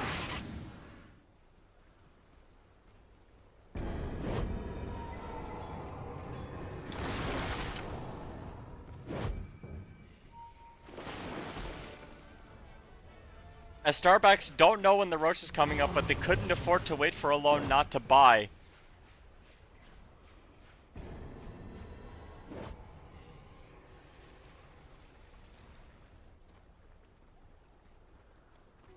seeds of fortune.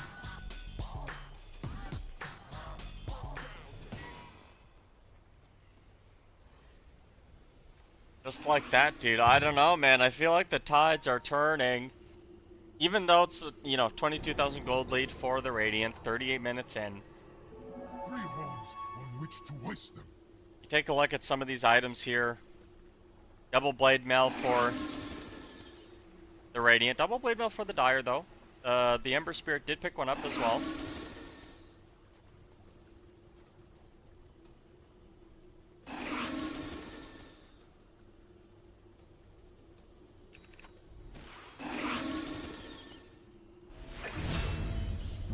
Oh, Yannick dies again. Okay, well, that's...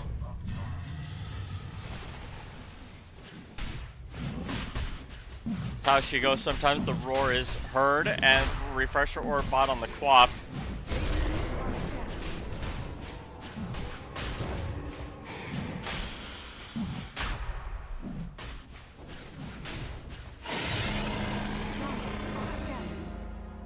It's just like... Radiant's bottom tower is under attack. The Starbacks are winning, right? Like, they're winning.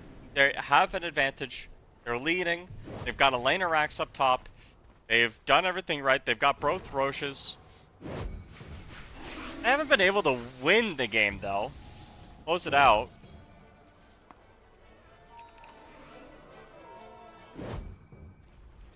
Alone? No BKB in time. That guy's super dead. I mean, everybody's coming in. They want to get something out of this. I'll find Adrian.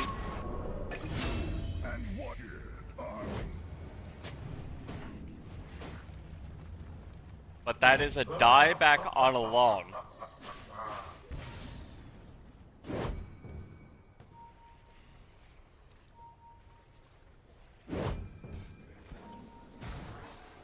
Kind of a shame, honestly. To get somebody's buyback, like the way that I view dieback timers, you want to, if you get a dieback time, like if you get a dieback timer on a team fight, for example, and nobody else is alive, Lumiere, Dire are scanning. trouble. It's gonna be Ryu instead. Find the hookshot. I think the Laguna Blade was not on an actual hero right there. Lumiere coming in. Scream onto 3. BKB's committed. Man fighting Dad. Dad, you do not have the survivability for this. Turns around. Lumiere, you have an Aegis of Immortality, but you can't man fight the Selena right now. Prada turns around with the blade mail of his own. Auntie comes in with the Doom. That's going to be enough to bring down the Lena finally. Yannick taking quite a bit of burst damage as Lumiere comes in back from the Aegis of Immortality. 1, 2, 3 is all it takes. Blink forward, Panda.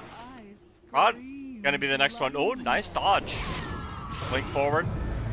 Dagger committed. Oh my gosh, the quap is in actually like genuine trouble. Turns in, Scream of Pain with the refresher. Blink up onto the high ground. Wonder Kid, nice dodge of the dagger, but it's not gonna be enough. Oh, maybe it is. No, it's not. He's dead. 4 dead for both teams. And buybacks are coming through as well. Lumiere is forced to get away. Alone is coming in with the TP finally. Lumiere. If you get blink call, there could be trouble. Axe, have a blink call. Are you going to commit it? Alone is here, though. The Birds of Prey hitting the Ancient.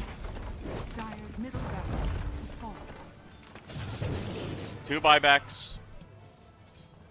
Alone wants Adrian. Finds them as well. Scream of Pain is all... Oh my gosh, the Scream of Pain whiffs!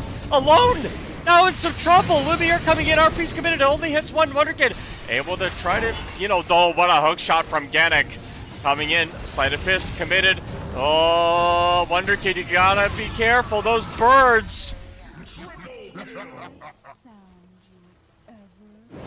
What is going on in this game? Everybody from the Dire are dead. The only person with the buy is Wonder Kid. He's gonna have to use it. Lumiere.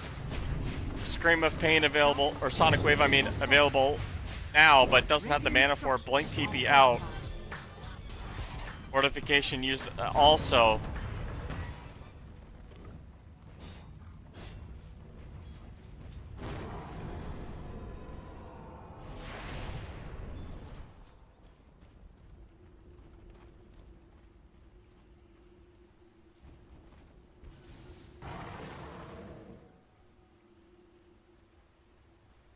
This is, Radiant are scanning.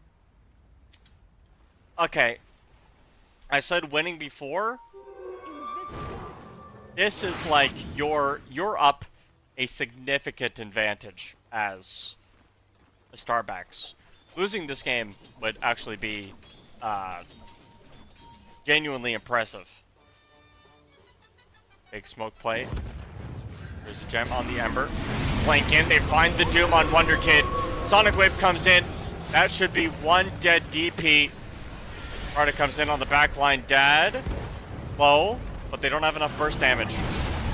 Monty did end up solo killing Wonder Kid. He's dead for a minute 20, or for 2 minutes, I mean. Monty would get hookshotted, so he's dead as well, but the Mega Creeps have come in. The buyback is here for Monty. Panda. Exorcism running. The call is there, but Lumiere still walking in. Dad is the one to fight around. You gotta keep Dad alive. He's got Satanic up in 5 seconds. But the racks are, or the towers are starting to fall. The banner has been dropped. Panda now still here, waiting in the wings. Adrian, you gotta blink before you call. And this Ancient is under significant threat. Alone finds the RP onto Lena. Adrian can't come in with the counter initiation, and Lena should be dead here as the Hex comes in. Counter call is there, but Sonic Wave 1, 2, that should be it. Another one comes through. And the damage the team fight Starbacks are going to take this game convincingly. It did take them a while, but ultimately, it's a victory for them.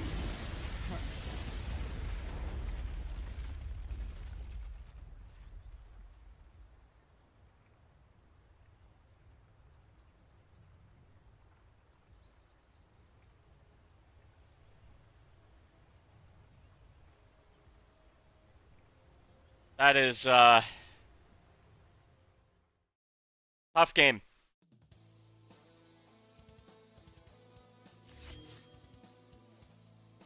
Tough game from the Dire when, I mean, Lumiere, 26, 1 and 10. What a friggin' legend, dude. This guy's built different. But again, I think it just comes down to supports. Doom and Prada just had way more impact than Genic and Panda had. And I wonder if the Starbacks were targeting those supports as well, because they didn't have a great game. They weren't doing the best. There were a lot of things that were going wrong for them.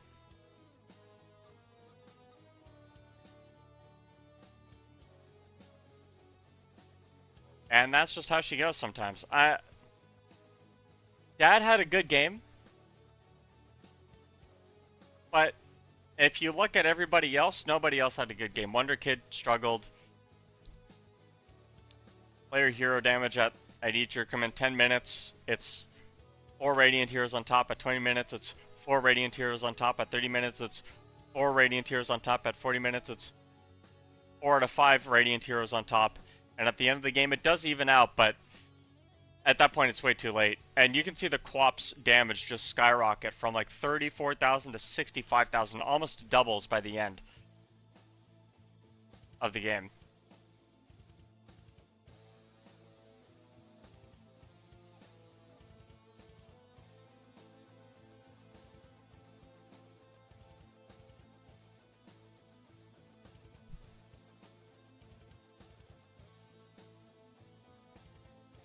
Well, that's it for that game.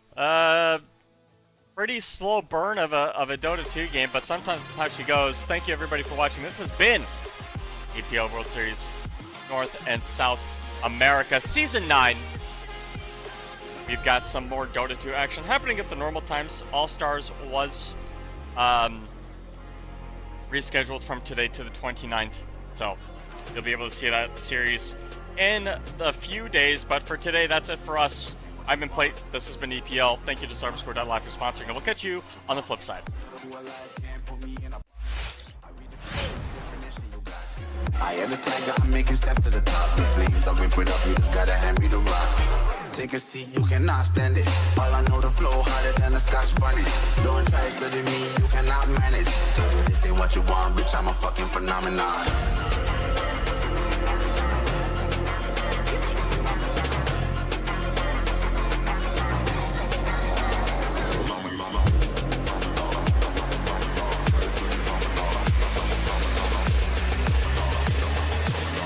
what you want, bitch, I'm a fucking phenomenon.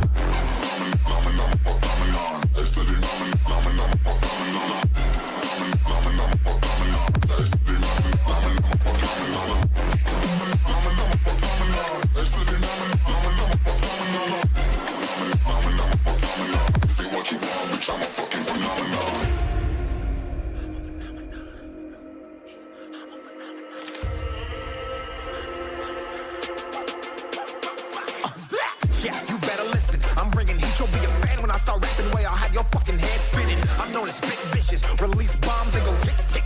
Boom, you blown me that head missing. I'm a phenomenon.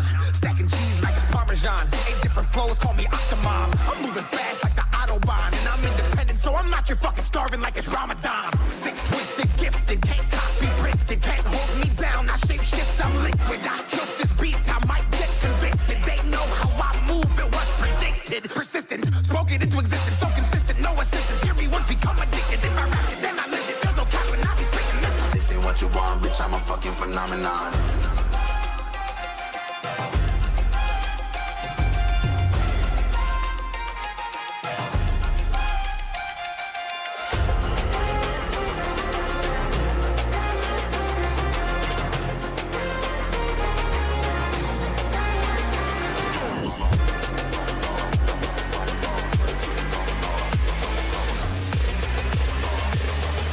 This ain't what you want, bitch, I'm a fucking phenomenon.